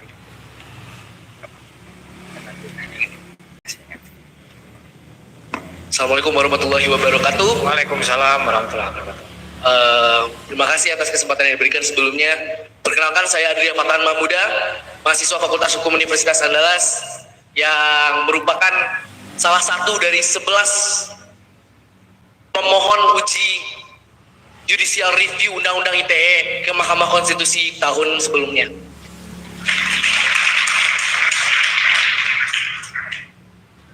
Di sini ada beberapa pertanyaan yang ingin saya sampaikan. Yang pertama, saya ingin memberikan monolog dulu sebelum sampai ke pertanyaan saya. Cogitationis penam nemo partitur. Tidak seorang pun dapat dihukum atas apa yang dipikirkannya. Menurut saya, kebebasan berpikir sendiri adalah hal yang paling idealis yang dimiliki oleh seorang mahasiswa. Dan selama ini sebagai mahasiswa saya berjuang untuk itu, dan bahkan sampai ke Mahkamah Konstitusi untuk menegakkan hak kebebasan berpendapat yang selama ini dipenjarai oleh Undang-Undang ITE, tepatnya pada pasal 27 dan pasal 28. Dan yang ingin saya tanyakan adalah agenda-agenda intelektual yang kami lakukan sebagai mahasiswa hukum di Universitas Andalas, baik itu mimbar bebas, baik itu yang namanya diskusi intelektual yang selalu kami adakan setiap minggu, salah satunya di organisasi Combat Justisia, yang kami lakukan itu kami takutkan nantinya akan menjadi sarang kriminalisasi ketika Undang-Undang ITE itu terlalu luas dalam mendefinisikan frasa menyerang kehormatan. Beruntungnya pada putusan 115 dan putusan 105, UU ITE saat ini telah membolehkan kritik terhadap lembaga negara. Terima kasih kepada dua tokoh, yaitu Daniel Fritz yang waktu itu berhasil untuk merubah itu. Dan yang jadi pertanyaan bagi saya adalah, apa batas kritik dan menghina? Karena itu adalah dimensi yang sangat tipis. Karena di Amerika sendiri, Hakim Brennan pernah menyatakan bahwa batas yang sangat tipis ini hanya bisa dibedakan ketika itu dijadikan rumusannya menjadi formil dan material. Sementara di Indonesia rumusannya itu menjadi formil. Nah, selain itu, seberapa besar kontribusi dari hak kebebasan berpendapat terhadap integritas moral dan etika akademik yang akan lahir di perguruan tinggi dan melahirkan mahasiswa-mahasiswa yang akan menjadi estafet masa depan kita di Indonesia. Dan yang terakhir, seberapa berbahayanya memenjarakan idealisme dan memenjarakan pikiran mahasiswa jika terus dikurung dalam delik-delik yang akan memenjarakan intelektual, dan seberapa berbahayanya itu untuk masa depan rakyat Indonesia. Terima kasih. Assalamualaikum warahmatullahi wabarakatuh. Terima kasih. Satu lagi di belakang.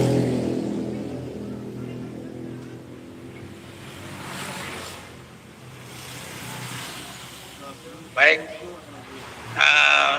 Terima kasih, Bung. Nama pendek saya Sawirman. Sawirman itu nama asli Minang. Nama panjangnya Sawirman. Ya. Kok garing ya? Tanganlah dulu. Ya. Bung, mana tahu nanti saya salah seorang penulis autobiografi Rocky Gerung. Bung tadi bilang Tan Malaka punya dari penjara ke penjara, itu bukan kehendaknya Tan Malaka, tapi karena Tan Malaka sendiri kehilangan bahan untuk menulis di penjara, akhirnya menulis buku itu. Lahirlah 3 volume yang diterjemahkan dalam bahasa Inggris oleh Helen Jarvis. Bung bilang Antonio Gramsci itu juga terilham dari, mungkin juga dari buku Tan Malaka, lahirlah catatan penjaranya. Nah, sekarang pertanyaan saya adalah, apa yang membuat Bung seperti ini? berpikirnya antitesis, selalu anti power, anti binner, anti sentral. Saya senang seperti itu, tapi saya harus tahu itu karena saya juga membaca sedikit tentang buku-buku yang digabung, baca tentang Habermas, tokoh Frankfurt itu, dan mungkin Walter Benjamin, mungkin Adorno, dan mungkin sedikit saya juga pernah baca-baca filsafat Yunani, mungkin Cogito sampai ke Cogito ergo sum, dan mungkin juga Marxisme, Leninisme, anarkisme, sindikalisme, Stalinisme, dan mungkin masuk ke Tanmalakaisme. Itu tidak bisa dihindari. Sekarang pertanyaannya, kenapa Bung Pinter terkenal dan saya tidak? Kenapa? Ini sebuah pertanyaan ini. Oh, bisa Bung lebih pintar dari saya? Padahal saya juga baca. Nah, yang pertanyaan yang kecil adalah bagaimana mengubah bangsa Indonesia ini dari negara subaltern. Orang kita itu selalu mendewakan si dewa putih itu. Dia tidak percaya dengan karya bangsa sendiri. Dia selalu kelas 2. Teori pun kelas 2 di kampus ini. Kalau orang kita yang nulis tentang teori apapun, walaupun lebih hebat daripada teori orang barat, dia tidak akan pernah percaya. 7 keliling dulu untuk mempromosikannya, dia tidak akan pernah percaya. Itulah bangsa kita, Bu. Terima kasih. Assalamualaikum warahmatullahi wabarakatuh. Waalaikumsalam warahmatullahi wabarakatuh. Ini teman saya tadi sebenarnya nomor 6. Saya nomor 7, jadi saya ambil pilihan saya nomor 7 tadi. Saya serahkan dulu kepada teman saya. Oh iya, silakan. Bismillahirrahmanirrahim. Perkenalkan, nama saya Vicky Kurniawan. Saya mahasiswa sejarah Universitas Andalas dari Fakultas Ilmu Budaya. Saya sedikit sama seperti teman saya yang dari mahasiswa tadi, sedikit bermonolog sedikit. Kita tahu semua bahwa Pak Rocky Gerung ini mulai naik ke permukaan ketika sering diundang di ILC begitu. Nah, saya waktu itu sangat menyimak dan kagum mengenai retorika beliau dan uraian-uraian akademisnya. Namun saya penasaran bagaimana buah pemikiran beliau dari tulisan, dan saya mencari-cari tulisan beliau, dan ketika itu saya menemukan salah satu tulisan, yakni Pancasila, ide penuntun bukan penutur, dan saya sangat kagum dengan tulisan tersebut, dan saya sangat setuju juga sebagai seorang sejarawan juga. Ong Hok Ham juga setuju dengan apa yang Pak Rocky tuliskan begitu. Nah, mengenai tema kita hari ini, yakni meneguhkan integritas moral dan etika akademik di perguruan tinggi, saya juga sudah membaca 2 tulisan Pak Rocky mengenai yang pertama feminisme dan universitas, dan yang kedua etika riset gitu. Nah, mengenai poin pertama feminisme dan universitas, saya ingin mengajukan pertanyaan, yakni saya juga pernah mendengar kuliah dari Pak Rocky Gerung sendiri, pernah suatu ketika di Eropa, karena kuatnya agaknya patriarki pada zaman itu, seorang perempuan ketika mengajukan tesisnya itu diuji oleh ratusan penguji begitu, dan hal tersebut tidak terjadi pada laki-laki, dan perempuan dianggap kelas 2 dalam segi intelektualitas begitu. Nah, lalu di dalam tulisan feminisme dan universitas, Pak Rocky juga menyinggung tentang ketimpangan gender di Civitas Academica begitu. Apakah hal ini jejak-jejak dari Eropa sendiri juga masuk ke dalam Civitas Academica kita, yang mana perempuan juga sedikit ruang lingkupnya begitu dalam Civitas Academica tadi. Saya tadi cukup disayangkan juga ketika Bu Sri tadi menyatakan bahwa dari 8 pertanyaan ini hanya 1 perempuan yang mengajukan pertanyaan begitu. Entah ada perempuan lain mengangkat tangan, mungkin tidak terlihat atau bagaimana begitu. Dan kita juga tahu sendiri bahwa Pak Rocky sendiri adalah pengasuh dari jurnal perempuan, yang mana saya sangat yakin beliau sangat paham mengenai etika feminisme begitu. Dan saya beberapa kali juga mendengar kuliah dari Pak Rocky. Nah, yang kedua mengenai etika riset, Pak. Saya pernah membuat cuitan di Twitter, itu pernah dilihat sampai 2 juta lebih mengenai kasus plagiasi salah satu sejarawan di Universitas di Yogyakarta, Universitas Mentereng, yakni memplagiasi tulisan Prof. Peter Carey begitu. Nah, Pak Rocky juga pernah menyinggung hal tersebut, dan yang saya tanyakan, mengapa maraknya plagiasi, dan bahkan sekarang juga terjadi juga joki guru besar itu juga pernah disinggung oleh Kompas begitu. Sedangkan di zaman kolonial hal tersebut tidak terjadi. Apakah ini kemunduran dalam segi intelektualitas kita, sedangkan universitas sendiri bertambah banyak secara kuantitas begitu. Nah, mungkin masuk ke segi moral begitu. Saya pernah ikut terlibat dalam demonstrasi mengenai cagar budaya rumah singgah Soekarno begitu tahun 2023, dan sekarang jadi ramen Marugame Udon begitu di Jalan Ahmad Yani. Dan cukup disayangkan juga ketika ada salah satu influencer yang di kanal YouTube-nya menyebut orang Minang menghancurkan itu karena kami sendiri anti Soekarnoisme begitu, dengan jejak-jejak PRRI, kuatnya PKS dan Islam garis keras dan lainnya.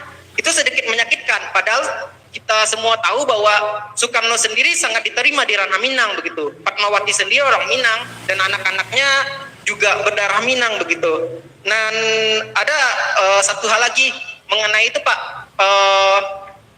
ketika Pak Rocky berdebat dengan salah satu guru besar ilmu komunikasi di TV One dari Universitas Pajajaran, beliau pernah mencuitkan sesuatu yang mana isinya kaum akademisi atau intelektualitas itu tidak layak untuk berdemonstrasi karena kekuatannya di pikiran begitu. Sedangkan demonstrasi itu hanya layak dilakukan oleh buruh karena mereka tidak mempunyai kekuatan di pikiran. Bagaimana tanggapan Pak Rocky mengenai hal tersebut? Sedangkan Bertrand Russell dan Noam Chomsky juga sering melakukan demonstrasi begitu. Nah, yang terakhir bukan sebuah pertanyaan tapi permintaan. Karena saya mempunyai 2 buku Pak Rocky dari komunitas bambu, penerbitan komunitas bambu.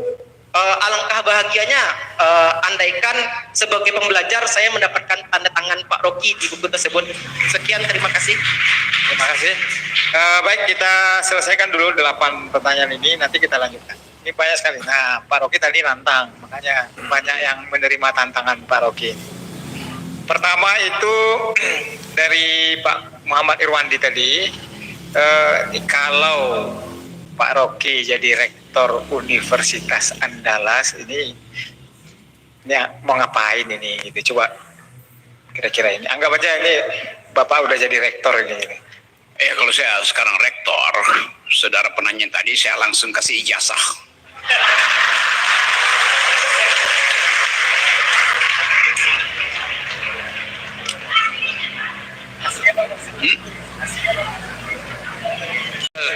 Saya minta dia tebus ijazahnya di Pasar Pramuka. Tapi itu selalu orang ingin lihat apa efek kalau seseorang diminta mempertanggungjawabkan konsistensinya. Saya terangkan ke mahasiswa saya, kalau saya jadi rektor, itu artinya saya tidak bisa mengajar, padahal saya pengajar. Kan rektor itu mengurus administrasi. Jadi kata rektor itu difungsikan sebetulnya untuk memperlihatkan ada kepemimpinan akademis, tetapi bukan urusan setiap hari. Apa beda rektor sama ketua partai? Sama aja, ngurus manajemen. Tetapi akademisi memberi arah, ketua partai memberi pengarahan. Beda itu.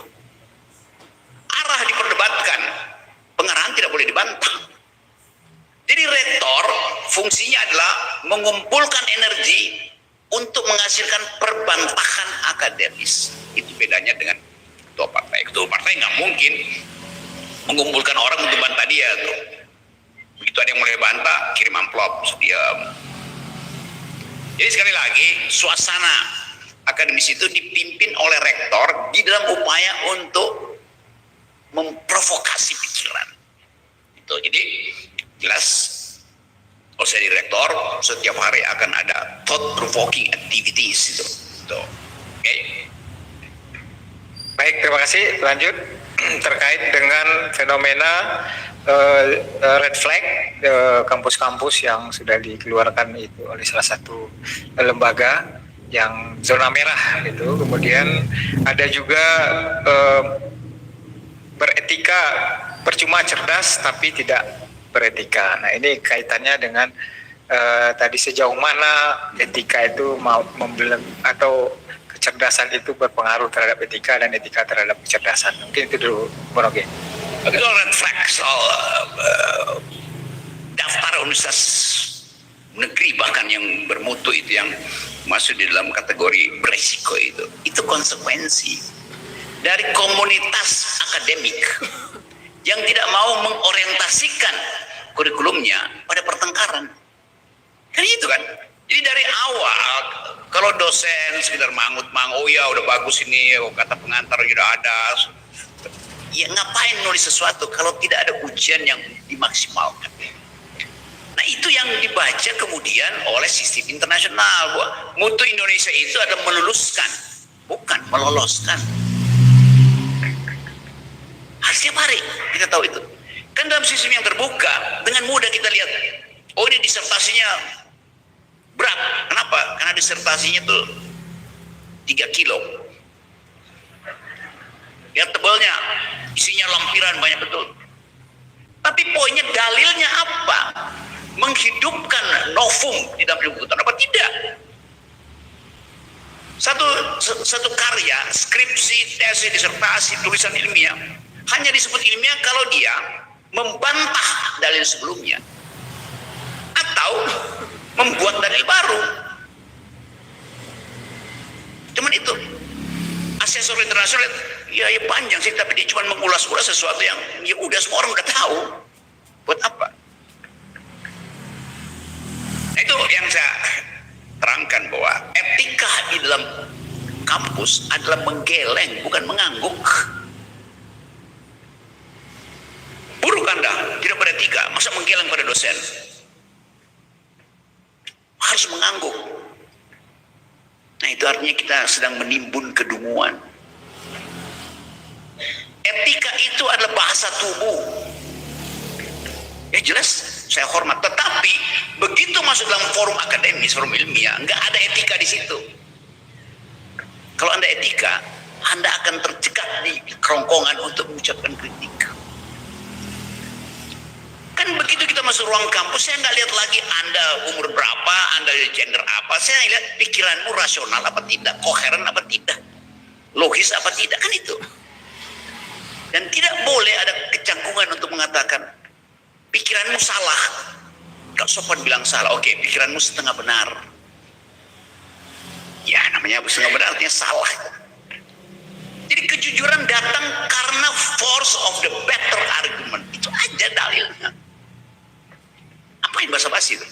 Setelah itu basa-basi boleh, tetapi setiap kali ada proposal akademik yang diperlukan adalah kontrapense, namanya kontrapense itu anti pikiran.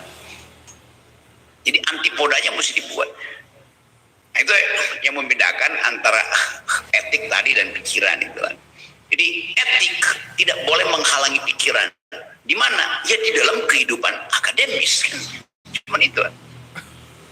Jadi sekali lagi poinnya jelas buat saya tuh. Saya tidak akan pakai etika dalam perdebatan akademis. Rocky Gerung sombong itu bukan, tidak ada kesombongan di dalam dunia akademis. Atau Anda punya argumen atau tidak punya argumen, itu aja tuh. Jadi intinya di dalam kehidupan kampus produksi argumen, kendalikan sentimen. Tepuk tangan dulu. Baik, kita lanjut ini terkait dengan kampus penjaga moral ini dari Bu Sri tadi. Ternyata LGBT justru kadang bersarang di kampus-kampus sekarang. Kemudian juga sistem adat matrilineal Minangkabau, seperti demokrasi tadi. Kemudian itu mau ditanggapi, Borogi. Ya kalau kajiannya tentang LGBT, kalau kita tanya misalnya, kalau orientasi seksualmu berbeda dengan saya, apa moral saya untuk menghukummu? Apa moralnya? Karena dia homoseks, saya heteroseks tuh. Asal usul homoseksual itu apa? Setiap orang di dalam 1 detik dia hetero bisa berubah jadi homoseksual. Pernah nggak Anda merasakan, wah sebagai laki-laki, oh iya itu cowok itu ganteng ya, menarik. Hormon kita pada detik itu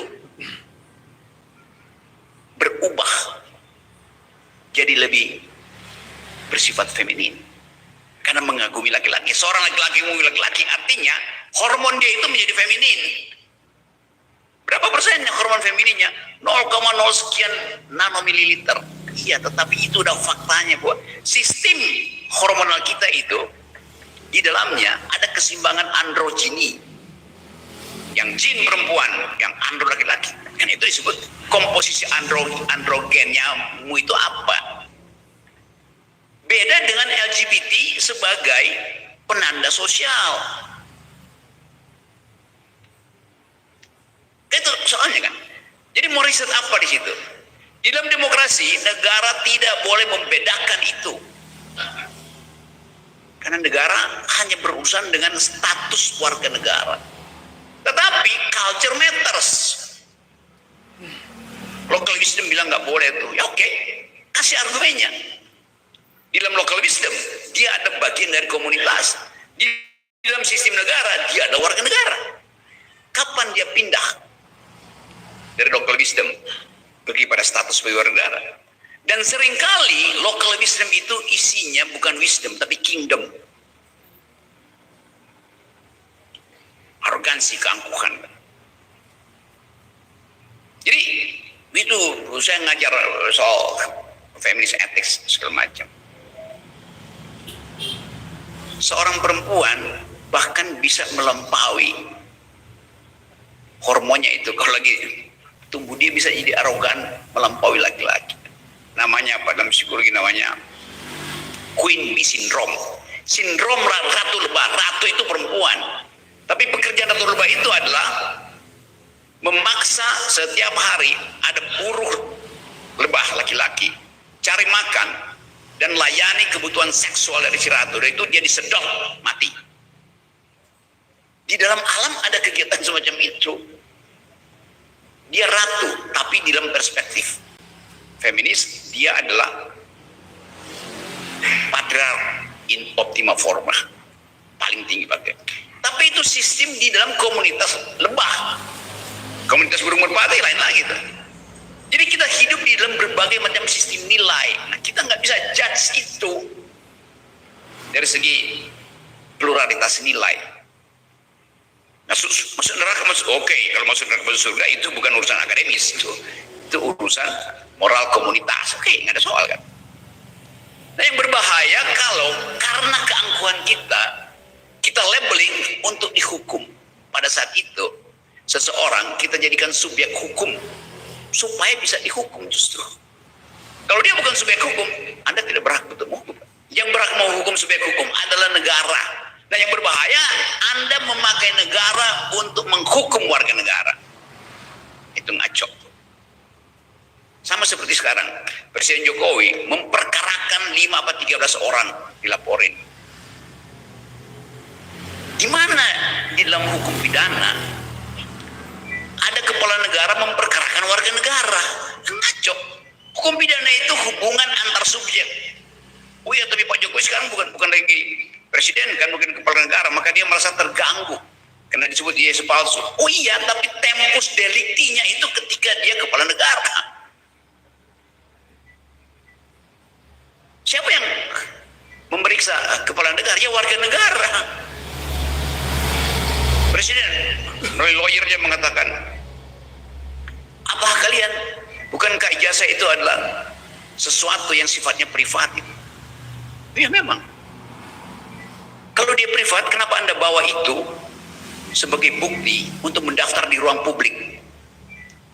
sebagai wali kota, sebagai gubernur DKI, sebagai presiden, kenapa mesti dibawa ke ruang publik? Maka dia jadi pembicaraan publik. Jadi warga negara bertanya pada kepala negara, bukan saya. Atau malah saya bertanya pada Jokowi, tidak. Warga negara yang namanya Roy Suryo, yang namanya Resmond bertanya kepada kepala negara. Ijazah Pak Asia Bapak. Yang mesti jawab siapa? Ya kepala negara. Sebagai apa? Ya sebagai kepala negara. Itu nggak ada urusan pidana di situ kan, orang bertanya. Karena warga negara menghendaki kejujuran. Yang mereka yang belajar hukum kadang-kadang menganggap bahwa ya memang nggak boleh dong, itu privat. Loh, dia bukan orang privat. Ketika dia jadi kepala keluarga, Pak Jokowi adalah makhluk privat. Ketika jadi kepala negara, dia bukan lagi makhluk privat, dia adalah makhluk publik. Konsekuensinya begitu. Jadi teman-teman di Fakultas Hukum juga kita mau coba lihat bagaimana di negeri ini Anda diajarkan tentang undang-undang, bukan tentang hukum. Anda belajar undang-undang kok. Ganti aja. Fakultas Hukum itu nggak ada diajarin hukum di situ. Diajarkan cara membaca undang-undang dan bahkan undang-undang di dalam status black letter of law, membaca huruf mati. Living Constitution. Tidak diajarkan cara membaca undang-undang secara hermeneutics. Tidak diajarkan di Fakultas Hukum. Yang dibaca adalah huruf-huruf hitamnya. Di antara dua baris huruf hitam ada spasi putih. Itu yang disebut membaca between the line. Nah, itu yang disebut tafsir hermeneutics tentang justice.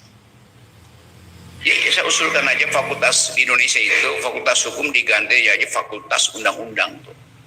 FUU, FA.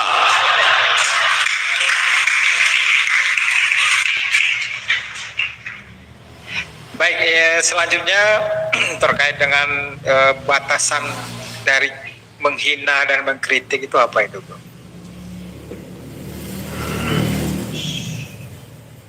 Di Amerika dan harusnya di sebuah negara beradab, hinaan itu terhadap otonomi tubuh, kritik terhadap pikiran. Nggak ada orang mengkritik tubuh. Tubuh itu bagaimana saya mengkritik tubuh? Tubuhmu gendut, tubuhmu kurus kering. Ya bahasa saya bilang, bentuk tubuhmu itu bentuk alternatif, lebih enak misalnya. Karena ada yang normal sebetulnya. Tapi itu kan bukan hinaan akhirnya. Kritik berubah menjadi hinaan ketika telunjukmu menyentuh lawan bicaramu, ujung hidungnya disentuh. Itu batasnya. Anda tidak boleh menyentuh tubuhnya. Bahkan ya udah nggak bisa. Debat aja. Karena itu perdebatan itu habis-habisan. Nggak ada soal, kecuali dia menghasilkan ancaman, apalagi ancaman fisik. Dari situ kita menghina. Mengancam artinya menghina integritas tubuh seseorang. Jadi silakan kritik. Dan memang harus ada kritik. Jadi kita bedakan antara keinginan untuk menjatuhkan lawan dan keinginan untuk memusnahkan dia. Di dalam dunia akademis, menjatuhkan lawan itu dimaksudkan supaya dia menyusun kembali argumennya dan bangkit untuk melawan. Bukan kita musnahkan itu. Kalau kita musnahkan, lalu lawan bertengkar kita siapa? Hidup tanpa pertengkaran, itu namanya jomblo akademis. Baik, kita lanjutkan Pak Rocky. Ini Pak Rocky kenapa kok jadi orang yang anti tesis, anti power, anti binary, anti sentral dan macam-macam? Kenapa ini? Ini pengaruh apa ini kayaknya? Naik gunung enggak ya? Bukan ya? Silakan Pak Rocky. Ya apa? Kenapa jadi anti tesis? Dengan sendirinya, automatically, begitu Anda punya tesis, bermukim di dalam tesis adalah antitesisnya. Kan dengan sendirinya. Dalam dialektika itu yang terjadi. Apalagi di dalam kehidupan yang memungkinkan otak kita itu mendeteksi lebih cepat faulty argument. Semua ucapan di dalamnya ada bias. Dan kita detek itu. Nah di universitas kita dilatih untuk mendeteksi faulty argument. Sesat pikir, salah nalar. Dan itu metodologi itu. Jadi antitesis saya karena metodologi. Bukan karena ideologi. Gampang aja. Rocky Gerung tidak netral. Pada Jokowi dia keras, pada Prabowo dia nggak keras. Harus seimbang dong kritiknya.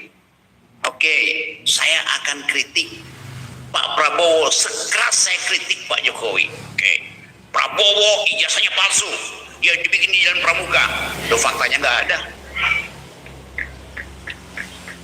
Prabowo berutang 8.000 triliun. Padahal di kantongnya ada 11.000 triliun.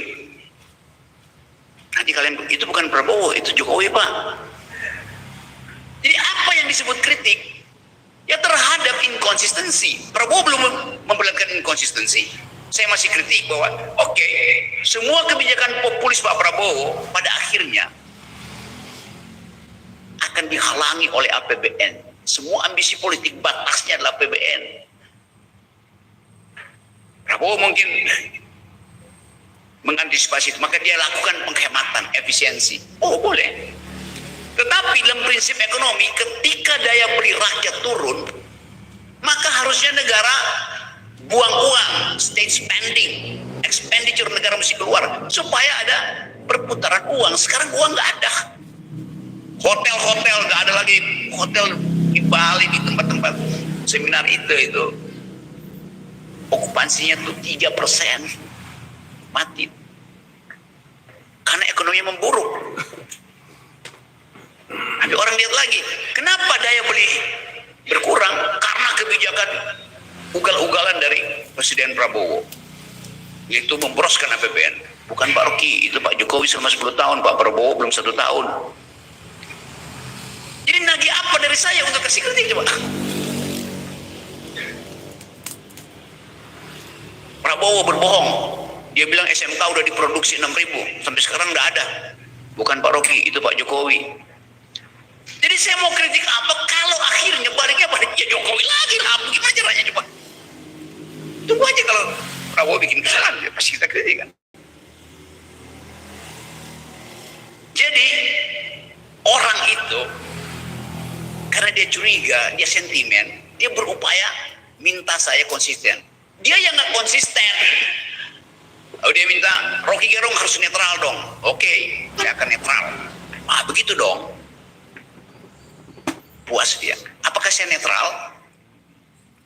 Tidak, saya tidak netral. Karena saya terima perintah dia. Orang yang terima perintah itu tidak netral. Jadi dungunya berkali-kali lipat. Dia senang karena saya netral. Padahal saya netral karena dia perintah. Bukan karena posisi moral saya netral.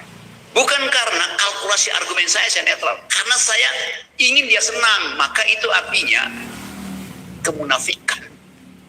Dia merasa senang karena saya ikut perintah dia, padahal saya justru bikin dia jadi munafik. Itu yang saya sebut di dalam kejujuran yang dituntun oleh pikiran itu harus dibatalkan oleh pikiran, bukan oleh sentimen. Yang diucapkan sebagai argumen jangan dibatalkan oleh sentimen, batalkan argumennya juga. Nah itu yang merambah di kita dan akhirnya kita nggak dapat semacam kenikmatan bertengkar gitu karena langsung dijudge itu soal-soal begitu. Jadi saya kira itu bagus supaya sekali kita membalik pada sistem universitas harus dihasilkan melalui force of the better argument. Siapa yang punya argumen lebih baik silahkan dia yang menuntun dalil itu. Besok dia akan dibatalkan. Dalam ilmu pengetahuan prinsipnya adalah validilisme, bukan verifikasi. Verifikasi artinya saya tambah banyak bukti untuk mendukung argumen saya. Valibilis artinya saya cukup punya satu fakta untuk membatalkan argumen. Nah, itu yang mesti kita biasakan tuh, antara verifikasi dan falsifikasi tuh. Itu mestinya jadi panduan pertama. Begitu mahasiswa masuk kelas pertama, semua dosen mau fakultas teknik, ekonomi, segala macam hukum, ajarkan dulu di kelas itu falsifikasi lebih penting dari verifikasi. Saya memerlukan 300 angsa putih untuk menerangkan bahwa angsa di depan saya itu semuanya putih. Tapi saya hanya perlu satu angsa hitam untuk mengatakan tidak semua angsa adalah putih. Tepuk tangan dulu. Selanjutnya ini terkait masih masalah patriarki ini di Eropa, ini tulisan Bung Rocky ini kayaknya ini. Pengaruhnya terhadap patriarki yang ada di Indonesia, kemudian juga terkait dengan kalau buruh demonstrasi itu pakaiannya buruh katanya, terus kalau intelektual itu pikiran dalam beraksi gitu. Gimana tanggapan Bu Rocky itu? Apa bedanya demonstrasi buruh dan demonstrasi intelektual? Formatnya aja beda kan? Tapi dua-duanya berupaya untuk tagih keadilan. Kaum buruh dia cuma mau nagih keadilan. Kita bisa persoalkan apakah keadilan versi buruh itu udah maksimal atau belum, dibantu oleh konsep akademis. Kalau buruh, saya lagi seminar teman-teman buruh, saya bilang status demonstrasi buruh kita baru sampai pada tingkat menuntut upah dinaikkan. Itu bukan perjuangan kaum buruh, itu perjuangan kaum profesional, pekerja. Itu yang disebut unionism, menuntut upah. Kaum buruh itu berjuang untuk mengubah struktur ekonomi, itu namanya laborism. Jadi beda antara unionisme dan laborisme. Unionisme itu pekerjaan untuk menuntut upah lebih tinggi. Tapi laborisme, pekerjaan demonstrasi untuk menuntut perubahan sistem ekonomi itu. Itu belum sampai di situ perjuangan kita itu. Tapi kita mesti bantu. Itu pentingnya pikiran akademis itu dibantu supaya buruh bisa bertengkar secara lebih argumentatif. Nah, tugas dari mahasiswa adalah bantu itu. Tuntutan bagaimana misalnya? Kalau itu tuntutan keadilan, dasarnya adalah naikin upah itu. Ya pemerintah dengan mudah bilang bagaimana naikin upah, pabrik-pabrik pergi kok.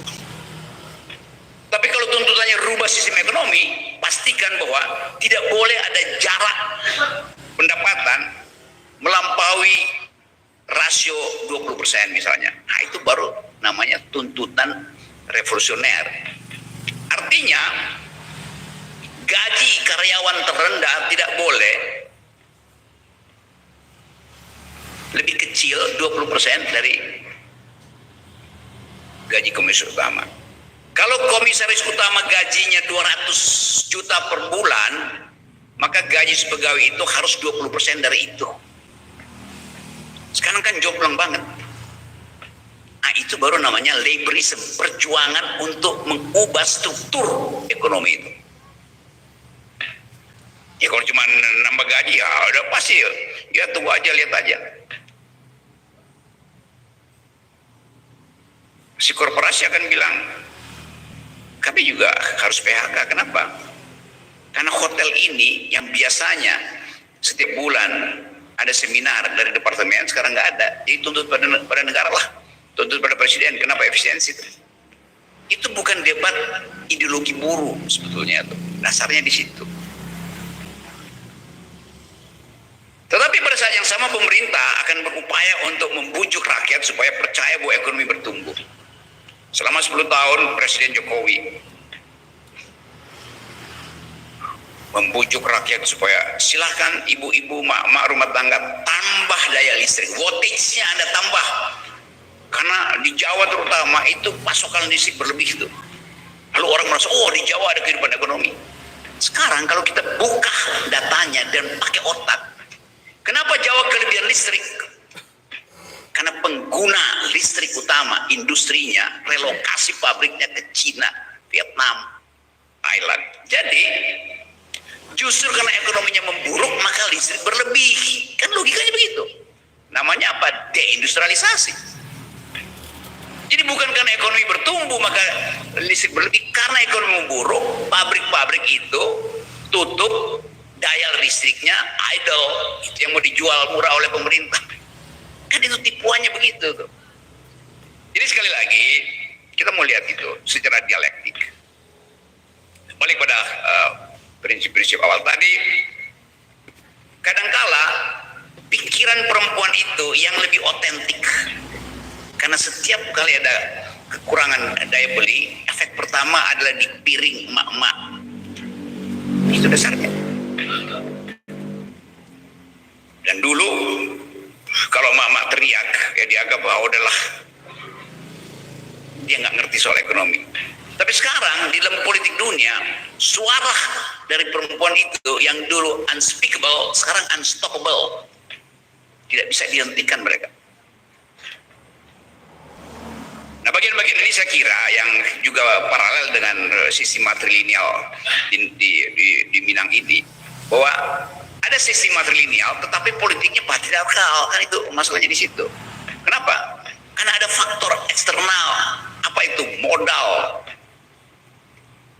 Boleh nggak ada prinsip pasar di dalam kehidupan ekonomi? Boleh. Karena undang-undang dasar kita bilang pelaku ekonomi Indonesia itu satu adalah korporasi, dua adalah BUMN, tiga adalah koperasi. Apa tugas korporasi? Lakukan akumulasi. Apa tugas BUMN? Menjaga kesejahteraan. Apa tugas koperasi? Melakukan distribusi. Kan cuma itu.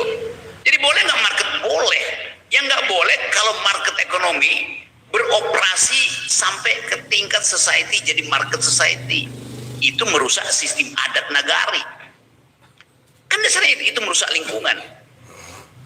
Karena negeri ini bukan negara libertarian di mana market itu beroperasi sampai ke wilayah kultur. Ada batasnya tuh. Buat apa ekonomi market diperlukan? Untuk efisiensi, buat tahu kebutuhan berapa sih. Tanpa sinyal pasar kita nggak tahu kebutuhan berapa, mau demandnya berapa, supply-nya berapa. Tetapi sekali lagi market ekonomi tidak boleh masuk dan menjajah, berubah menjadi market society. Nah, silakan orang yang lulus disertasi itu bagus betul, karena ini era Pak Prabowo lagi mengkampanyekan koperasi. Kita mesti katakan bahwa koperasi itu menghalangi market ekonomi berubah menjadi market society. Dasar-dasar pikiran itu kalau diseminarkan di Andalas itu akan sangat berguna, sehingga orang tahu bahwa oke, sistem konstitusi kita memastikan ada jaminan negara terhadap kehidupan ekonomi. Kan tugas negara adalah memberi jaminan ada pekerjaan yang layak untuk penghidupan itu. Nah, sementara kita disparitasnya tinggi sekali itu, bahwa data misalnya di Pekanbaru kemarin, saya dari Pekanbaru riset tentang hutan itu, dari 63% hutan konservasi selama 10 tahun Pak Jokowi, sekarang tinggal 13%. Dihancurkan oleh korporasi yang dapat kemudahan selama pemerintahan Presiden Jokowi. Jadi kritiknya tetap di situ. Jadi sekali lagi Andalas punya kapasitas intelektual untuk membongkar persembunyian kekuasaan yang menyebabkan negeri ini lamban untuk tumbuh secara ekonomi, secara global politics, dan bahkan secara akademis. Terima kasih Bapak Rocky Gerung atas paparannya. Bagaimana Bapak Ibu? Ini kita tanya dulu nih, Bu Rocky masih? Oh masih ada, boleh. Ya jam 12 lah. 15 menit lagi. Berarti bisa 2 atau 3 pertanyaan lagi ya. Ini kayaknya yang di atas belum ini. Bentar. Sana sudah. Kalau semuanya nggak mungkin ini.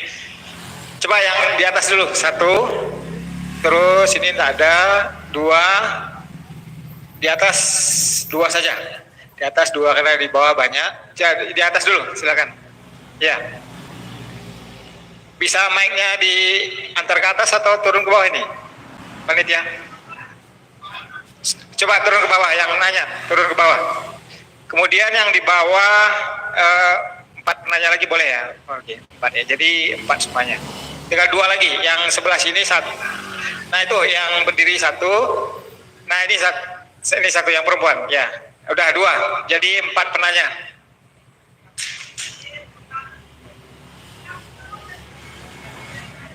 Oh iya, ini ibunya 1 ya.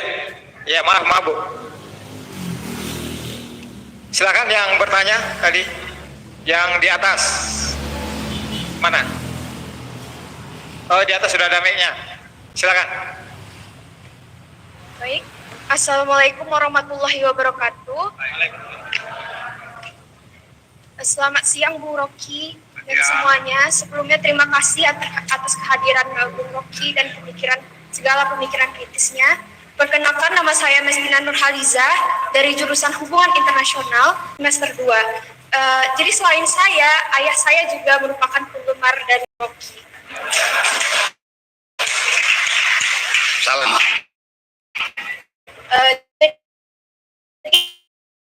Berdasar terkait suatu fenomena yang paradoks dan tapi sayangnya nyata adanya, di mana para sarjana sekarang itu lebih banyak yang banting setir, tidak sesuai dengan latar belakangnya, di mana mereka jelas-jelas peluh dan keringat mereka itu merangkai semua kata untuk masa depan, sedangkan mereka harus banting setir, di mana ruang lingkup tidak mendukung atau tidak menghargai apa yang ingin mereka perjuangkan tersebut. Mungkin bisa dilihat dari contoh kasus di mana para di gerai retail, sedangkan mereka memegang sertifikat atau ijazah yang jelas-jelas itu tidak berhubungan dengan latar belakang mereka. Jadi saya ingin bertanya dan ingin mengetahui apa key points yang dapat dipegang untuk para mahasiswa ataupun akademisi muda untuk menumbuhkan integritas tersebut tanpa adanya rasa terkucilkan atau rasa tidak ingin tahu akan masa depan, karena hal ini sangat penting untuk bagaimana kita membangun diri di tengah ruang lingkup yang tidak menghargai hal-hal tersebut. Baik, terima kasih. Pertanyaannya bisa kita terima. Satu lagi yang sebelah sini tadi. Assalamualaikum warahmatullahi wabarakatuh. Waalaikumsalam. Perkenalkan, saya Zaki. Saya dari Fakultas Hukum semester 2 dari Universitas Gadjah Mada. Adapun pertanyaan saya mengenai saya pernah membaca buku Filsafat Ilmu dari Dr. Ajan Husaini tentang pengetahuan yang masyarakat dengan pengetahuan terspesialisasi. Dia memberikan kritik bahwasannya masyarakat yang seperti itu adalah masyarakat yang dalam tanda kutip itu sifat negatif. Saya tidak tahu istilah resmi yang dipakai. Akan tetapi di sisi lain, di buku Tom Nichols, The Death of Expertise, dia menyoroti bahwasannya keahlian itu penting. Dan justru pada zaman sekarang ini, masyarakat cenderung meremehkan seseorang yang mempunyai keahlian tertentu. Jadi pertanyaan saya, apabila seseorang ingin memberikan argumentasi di ruang publik, apakah latar belakang keilmuan itu menjadi suatu hal yang penting? Atau cukup dengan membawakan fakta-fakta dan data-data saja tanpa harus memiliki latar belakang tertentu? Mungkin demikian saja pertanyaan saya. Terima kasih. Assalamualaikum warahmatullahi wabarakatuh. Lanjut, yang di sini, silakan. Assalamualaikum warahmatullahi wabarakatuh. Waalaikumsalam. Perkenalkan, nama saya Dewi Ramadhani Siregar. Saya dari UNP. Saya salah satu penggemar berat Bung Rocky Gerung. Dari 2018 kita ketemu 2019 di asrama haji kegiatan UNP. Sayangnya UNP tidak kurang memfasilitasi mungkin Bung Rocky ke kampus kami ya. Karena belum pernah selama 2018 sampai sekarang belum pernah saya lihat Bung Rocky diberikan panggung untuk memberikan kuliah umum di UNP. Jadi mungkin pertanyaan saya terkait tema ini ya, tema meneguhkan integritas moral dan etika akademik. Kita ketahui bersama di era sekarang ya, di masa sekarang bahwa ada isu pemimpin-pemimpin kita, baik itu kepala negara dan menterinya mencemari mencemari etika akademik.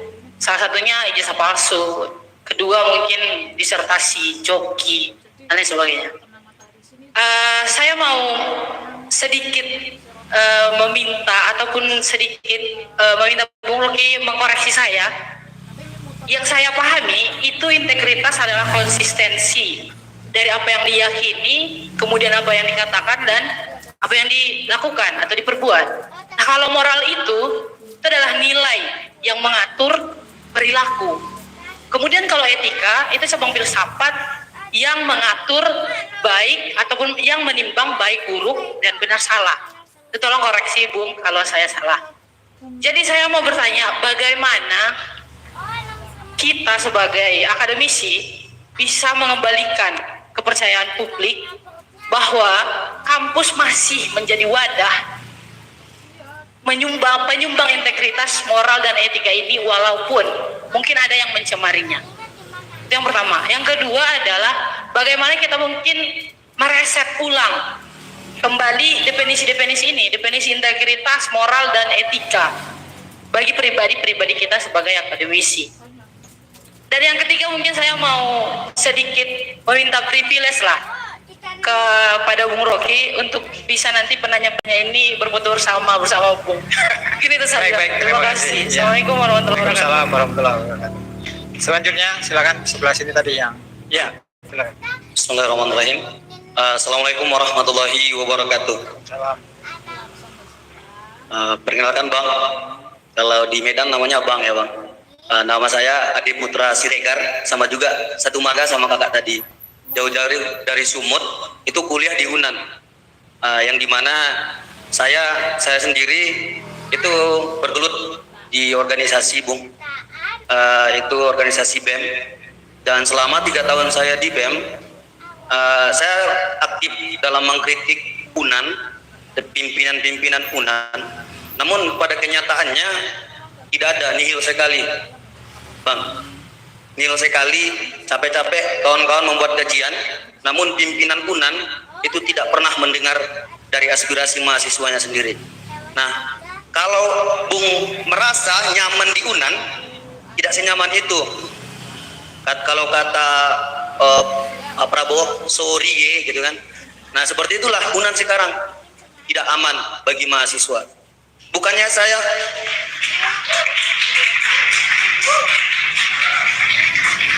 silakan langsung ke pertanyaannya. Oke. Sebetulnya saya bukan untuk bertanya Bang, bukan. Namun saya ingin curhat. Judul curhatnya itu curhatan seorang mantan aktivis. Mantan. Berarti sekarang nggak aktivis lagi? Masih aktivis. Dan insya Allah kata mantan itu akan segera saya hapuskan. Karena begini Bang, di UNAN ini begitu banyaknya contohnya aktivis-aktivis di UNAN, namun tidak ada gunanya. UNAN ini banyak aktivis, namun tidak terdengar oleh para pimpinan. Salah satu contohnya Bang, kalau boleh kita kulik ulang, pada beberapa bulan kemarin kita mengadakan aksi di Polda. Nah, datang surat mengintimidasi salah satu rekan BEM ke kampus. Oke, vulgar saja, ke Fakultas Peternakan. Fakultas Peternakan. Habis itu dipanggillah kawan ini ataupun adik ini dan diintimidasi dan lain sebagainya gitu. Saya pengen sekali seorang Bang Rocky untuk mengkritik habis-habisan Universitas Andalas pada hari ini. Baik, terima kasih. Bantu sebentar. Bantu kami aktivis UNAN dan salah satunya saya Bang. Saya mungkin sudah tamat dan insya Allah ingin mencari beasiswa S2. Nah, untuk tujuan saya untuk mencari beasiswa S2 itu bukan untuk gelar, namun agar tetap saya aktif untuk mengkritik UNAN beberapa tahun lagi. Oh, terima kasih. Itu tolong bang, kritik habis-habisan rektor, WR dan lain sebagainya, para pimpinan untuk membebaskan aktivis-aktivis UNAN bersuara di kampus Ranger ini. Hidup mahasiswa, hidup rakyat Indonesia, hidup perempuan Indonesia. Assalamualaikum warahmatullahi wabarakatuh. Waalaikumsalam. Yang terakhir Ibu di depan, silakan Bu. Mohon maaf tadi terlupakan satu pertanyaan ya Bu. Iya, insya Allah. Alhamdulillah dapat juga kesempatan untuk bertanya. Dari tadi sudah menunjuk, ternyata saya dikeduakan. Nggak diutamakan dong Pak. Assalamualaikum warahmatullahi wabarakatuh. Perkenalkan, nama saya Reni. Kami semua ya Bu. Maka dibela-bela ini Bu, emak-emak nih Bu. Ras terkuat di bumi. Ya, jadi karena tadi ngomongin masalah integritas, moral, etika, tapi melupakan ini kita jadi background. Maksudnya membackupi semuanya. Jadi maksudnya gini, ketika kita ini kan suami-suami kita ya di sini ya. Jadi ketika suami datang ke kampus dengan ABC, pulang udah tinggal sekian watt. Tapi nanti kok ceritanya begini ya, nanti kita datang ke kampus kok begini lagi ya. Jadi kita bilang katanya kampus ini seperti ini. Ternyata kita mama datang ya kayak gini juga ya kampus ya. Apa bedanya sama yang di sana, di luar sana? Kan begitu. Ya, jadi curhat sedikit nih. Tapi yang jelas sebetulnya kami para mama itu pengen kampus itu memang seperti yang diidealkan ketika didirikan. Bagaimana integritas, moral, dan etika. Kemudian kita juga pengen support mahasiswa, anak-anak kami kan, juga seperti itu. Jangan sampai akhirnya ujung-ujungnya mendengarkan mahasiswa yang nggak ada apa-apanya. Bahkan akhirnya kuliah sehari-hari kupu-kupu alias kuliah. Kalau saya bukan orang yang suka seperti itu karena anak saya. Bahkan saya bilang kamu tidak aktivis, nggak usah kuliah sampai kayak gitu. Karena buat saya kuliah itu adalah tempat canda di muka anak-anak. Tetapi yang kita lihat akhirnya anak-anak diposkan gini loh. Tamat kuliah kamu kerja di mana? Seharusnya kan tamat kuliah kamu sudah bisa membuka usaha apa. Tapi kita di negeri kita nggak seperti itu. Kayaknya itu aja ya. Baik. Udah, terima kasih. Assalamualaikum warahmatullahi wabarakatuh. Waalaikumsalam. Nanti nggak minta foto juga ibu-ibu dan wanita. Oh iya lupa, mau. Untuk saya ingatin itu. Baik, kita urut satu-satu. Tapi ada yang mirip juga ini. Ini tadi di atas dari jurusan HI ya. Ini banyak mahasiswa itu lulusan itu banting setir ya. Masih banting setir itu ya bekerja tidak sesuai dengan kompetensinya, dengan ini. Terus seberapa penting latar belakang itu, terutama untuk berbicara di depan publik itu harus, kalau orang hukum harus lulusan fakultas hukum. Nah kira-kira begitu, gimana ini Bang Rocky, silakan. Ya ini era ketika semua variabel itu mencari pasangan variabel lain. Kalau Anda lulusan hubungan internasional, ya Anda mau jadi apa? Jadi Deplu, di Deplu. Mau jadi dubes itu appointed. Bukan karena karir Anda jadi percuma tuh. Anak ITB kebanyakan jadi bankers itu. Jadi kita mau lihat sebetulnya kesalahan dari awal adalah Anda menganggap ada linearitas bahwa kalau Anda belajar hukum Anda pasti jadi lawyer. Kalau Anda belajar ekonomi Anda pasti kok jadi komisaris. Buat apa ada pikiran itu? Karena itu namanya universitas. Yang unified adalah yang Fries tadi. Jadi dari berbagai kampus, dari berbagai fakultas, ekonomi, teknologi, komputer, political science segala macam, nilainya itu diasuh oleh si universitas. Nah karena itu jangan jadi specialize. Buat apa? Anda di universitas belajarlah semua ilmu kan. Keuntungannya di situ kan. Maka mesti dimungkinkan ada transdisiplin. Anak fakultas hukum nggak bisa gaul sama anak ekonomi karena anak ekonomi nggak ngerti siapa itu Richard Posner misalnya. Sementara anak hukum nggak ngerti siapa itu Adam Smith. Ngapain nih hidup di universitas kalau nggak saling ngerti? Padahal yang di unified itu adalah metodologi itu. Jadi kalau Anda belajar universitas, pertama-tama belajar tentang metodologi, belajar tentang mode of thinking. Baru Anda belajar tentang ilmu-ilmu teknis. Jadi paradigmanya dikuasai dulu. Nah, itu yang sebetulnya problem di kita. Dulu mungkin 5-7 tahun lalu ada ide untuk membuat semacam kurikulum dasar yang harus diikuti oleh semua mahasiswa. Dicoba di UI, namanya liberal arts itu. Saya ngajar di situ, tapi lama-lama nggak bisa. Karena dia mesti punya pengetahuan ilmu-ilmu dasar, matematik, filosofi. Akhirnya yang disebut liberal arts itu jadi mata kuliah, sehingga jadi mata kuliah pilihan. Padahal liberal arts artinya pengetahuan dasar supaya orang belajar apapun dia nggak sulit lagi tuh. Pelajaran-pelajaran semacam itu yang dicoba di kurikulum kita nggak bisa jalan tuh. Jadi rekrutmen awal itu yang udah kacau tuh. Nah, semua dosen harusnya mampu untuk menerangkan paling nggak intellectual history. Tadi ada anak sejarah. Apa sih sejarah? Sejarah adalah cara kita memuliakan para pahlawan. Ngapain pahlawan dimuliakan? Dengan sendirinya dia muliakan, yang namanya pahlawan. Sejarah yang benar adalah sejarah yang mengingat para pengkhianat itu. Dalilnya. Kan begitu cara berpikirnya. Jadi sekali lagi, do think the unthinkable. Putar cara berpikirnya tuh. Mindsetnya diubah itu, paradigmnya diacak-acak.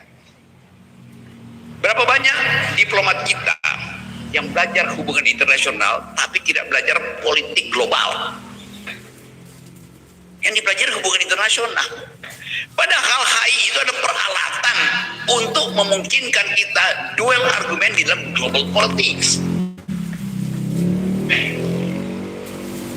Diplomat kita begitu masuk sidang PBB bicara soal status Papua misalnya hari-hari ini pasti kalah sama anak-anak yang mereka sebut GAM atau OPM yang lagi belajar di Birmingham, belajar di Columbia University, yang bisa meramu data real apa yang ada di hutan Papua bisa jadi paper akademis. Dan paper itu lebih dahulu tiba di meja persidangan PBB ketimbang position paper dari diplomat Indonesia. Padahal diplomat Indonesia adalah belajar hubungan internasional. Aktivis-aktivis pemuda ini belajar tentang logics. Kalah di dalam perdebatan. Jadi itu yang mesti kita anggap bahwa dunia ini tidak bisa lagi ada linearitas. Mereka yang belajar hubungan internasional harus belajar hubungan itu dalam konteks political economy. Mereka yang belajar political economy harus belajar sekaligus global political economy. Mereka yang belajar global political economy harus belajar global environmental political economy. Karena environment menjadi new kind of grammar di dalam diplomasi. Jadi kalau Anda belajar hubungan internasional nggak belajar tentang etika lingkungan, begitu debat dengan anak-anak muda Eropa udah habis tuh dihajar.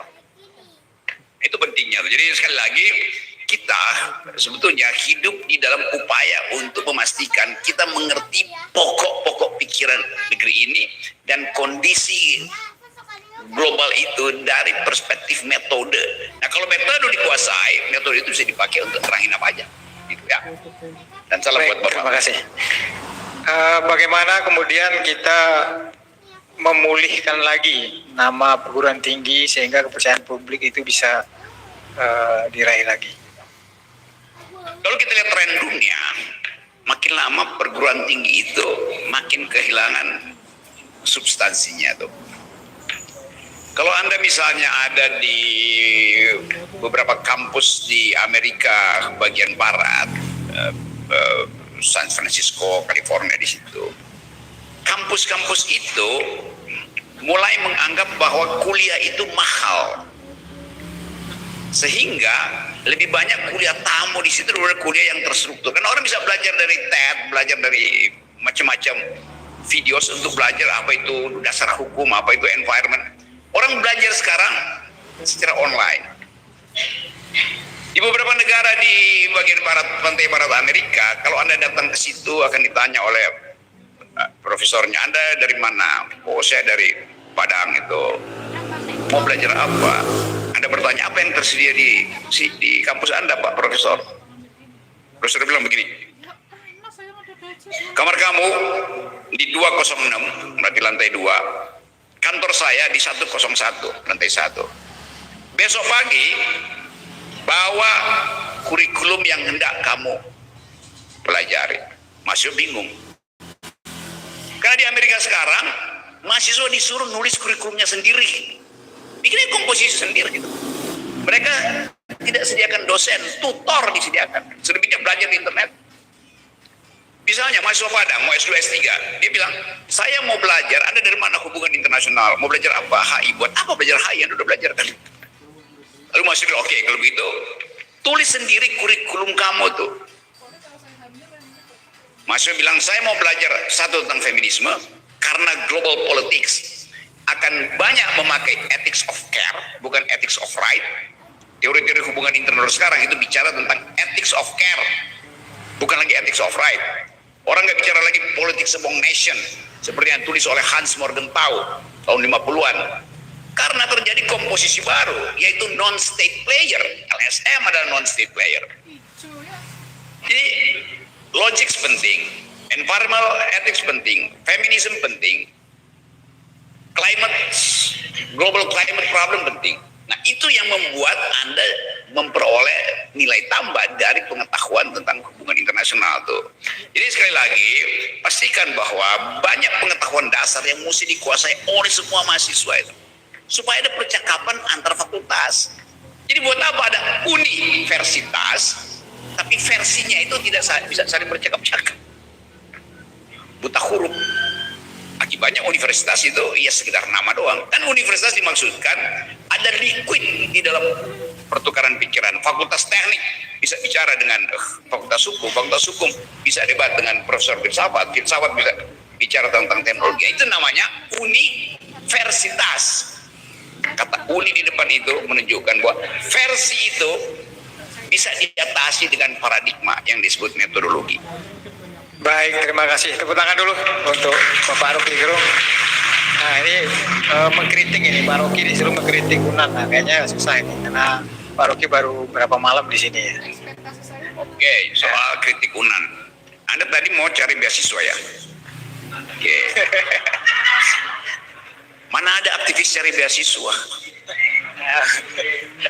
Jadi supaya Anda dapat beasiswa, Anda bebankan tugas aktivis itu pada saya. Buat apa? Jadi seorang aktivis itu tidak akan cari partner. Dia disebut aktivis justru karena dia punya dalil. Jadi jangan suruh saya, karena saya bisa suruh orang lain lagi akhirnya kan. Terus menerus saling suruh menyuruh tuh. Keterlibatan itu datang dari keprihatinan eksistensial seseorang. Hanya dengan cara itu ada aktivisme. Nah sekarang para aktivis itu ya banyak yang jadi pragmatis kok. Karena apa? Mereka ingin jadi kandidat. Kanda di mana? Dinda mendekat. Hanya nunggu amplop dari seniornya kan saya tahu kok. Jadi sekali lagi memimpin itu artinya berupaya untuk menghasilkan perubahan. Kalau belum selesai, ya nggak usah bilang aja bahwa memang saya tidak mampu menyelesaikan itu, tapi saya akan ulangi penyelesaian itu. Bukan minta tolong pada orang lain pasti lebih tidak mampu kan. Gitu cara berpikir. Semoga beasiswamu batal dan tetap aktivis. Baik, terima kasih buat Rocky Gerung. Baik Bapak Ibu semuanya, ini pas sekali waktunya. Sudah sangat luar biasa kita lihat semangat Bu Rocky Gerung dalam menjawab semua pertanyaan-pertanyaan dan kritikan dalam pertengkaran akademis. Mudah-mudahan ini bermanfaat. Oh, pertanyaan Muhammad tadi. Oh iya, yang berfoto ya, minta foto ya, bukan? Kenapa? Sebagai background kejujuran katanya. Kaum. Supaya kita bisa jujur, kita harus ingat semua janji kita. Itu aja penting. Dan tempatkan itu dalam headline pikiran kita tuh. Dan saya kira kejujuran itu tidak boleh jadi background, dia mesti jadi front line justru di depan itu kejujuran, baru yang lain tuh ikuti. Jadi saya kira saya terima kasih banyak karena kita bisa bercakap-cakap dalam persahabatan intelektual tuh. Dan kemungkinan saya akan bolak-balik berdiskusi dengan teman-teman. Jadi sekali terima kasih. Tadi sudah pantun tentang Datuk Maringgi ya. sekarang mesti ada pantun tentang Siti Nurbaya gitu. Siti Nurbaya menunggu malam agar pagi bisa mengunjungi Universitas Andalas. Kendati negeri sedang kelam, tapi kampus tidak boleh malas. Terima kasih. Tepuk tangan buat Rocky Gerung. Terima kasih banyak kita ucapkan kepada Bapak Rocky Gerung atas kesempatannya, atas waktunya, atas kesediaannya untuk berbagi dengan kita bersama. Semoga apa yang disampaikan oleh Bapak Rocky Gerung bisa menjadi setitik titik apa ya kira-kira ya? Cahaya. Kira-kira cahaya itu nggak ada titik ya, tapi nggak apa-apa. Setitik cahaya buat kita, seberkas cahaya gitu. Buat kita untuk lebih baik lagi, terutama dalam proses akademis yang kita lalui di dalam perguruan tinggi ini. Baik, terakhir dari saya ada pantun juga sedikit. Di Surabaya nama terminalnya Bungurasih. Sekian dari saya, terima kasih. Mungkin bisa minta waktunya berfoto, mungkin yang berfoto. Silakan. Silakan.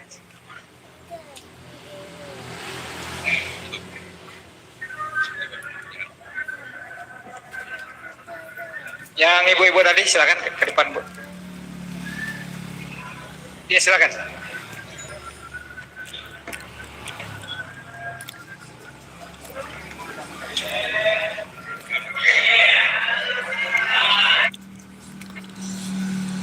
Sekian dulu ya guys live streaming kali ini, karena udah selesai Bung Rocky menjadi pengisi acaranya ya. Semoga kita semua sehat-sehat selalu, panjang umur, mendapatkan rezeki yang banyak dan berkah, dilancarkan segala urusan kita di setiap harinya. Amin ya robbal alamin. Sampai jumpa di live streaming selanjutnya ya guys. Wassalamualaikum warahmatullahi wabarakatuh.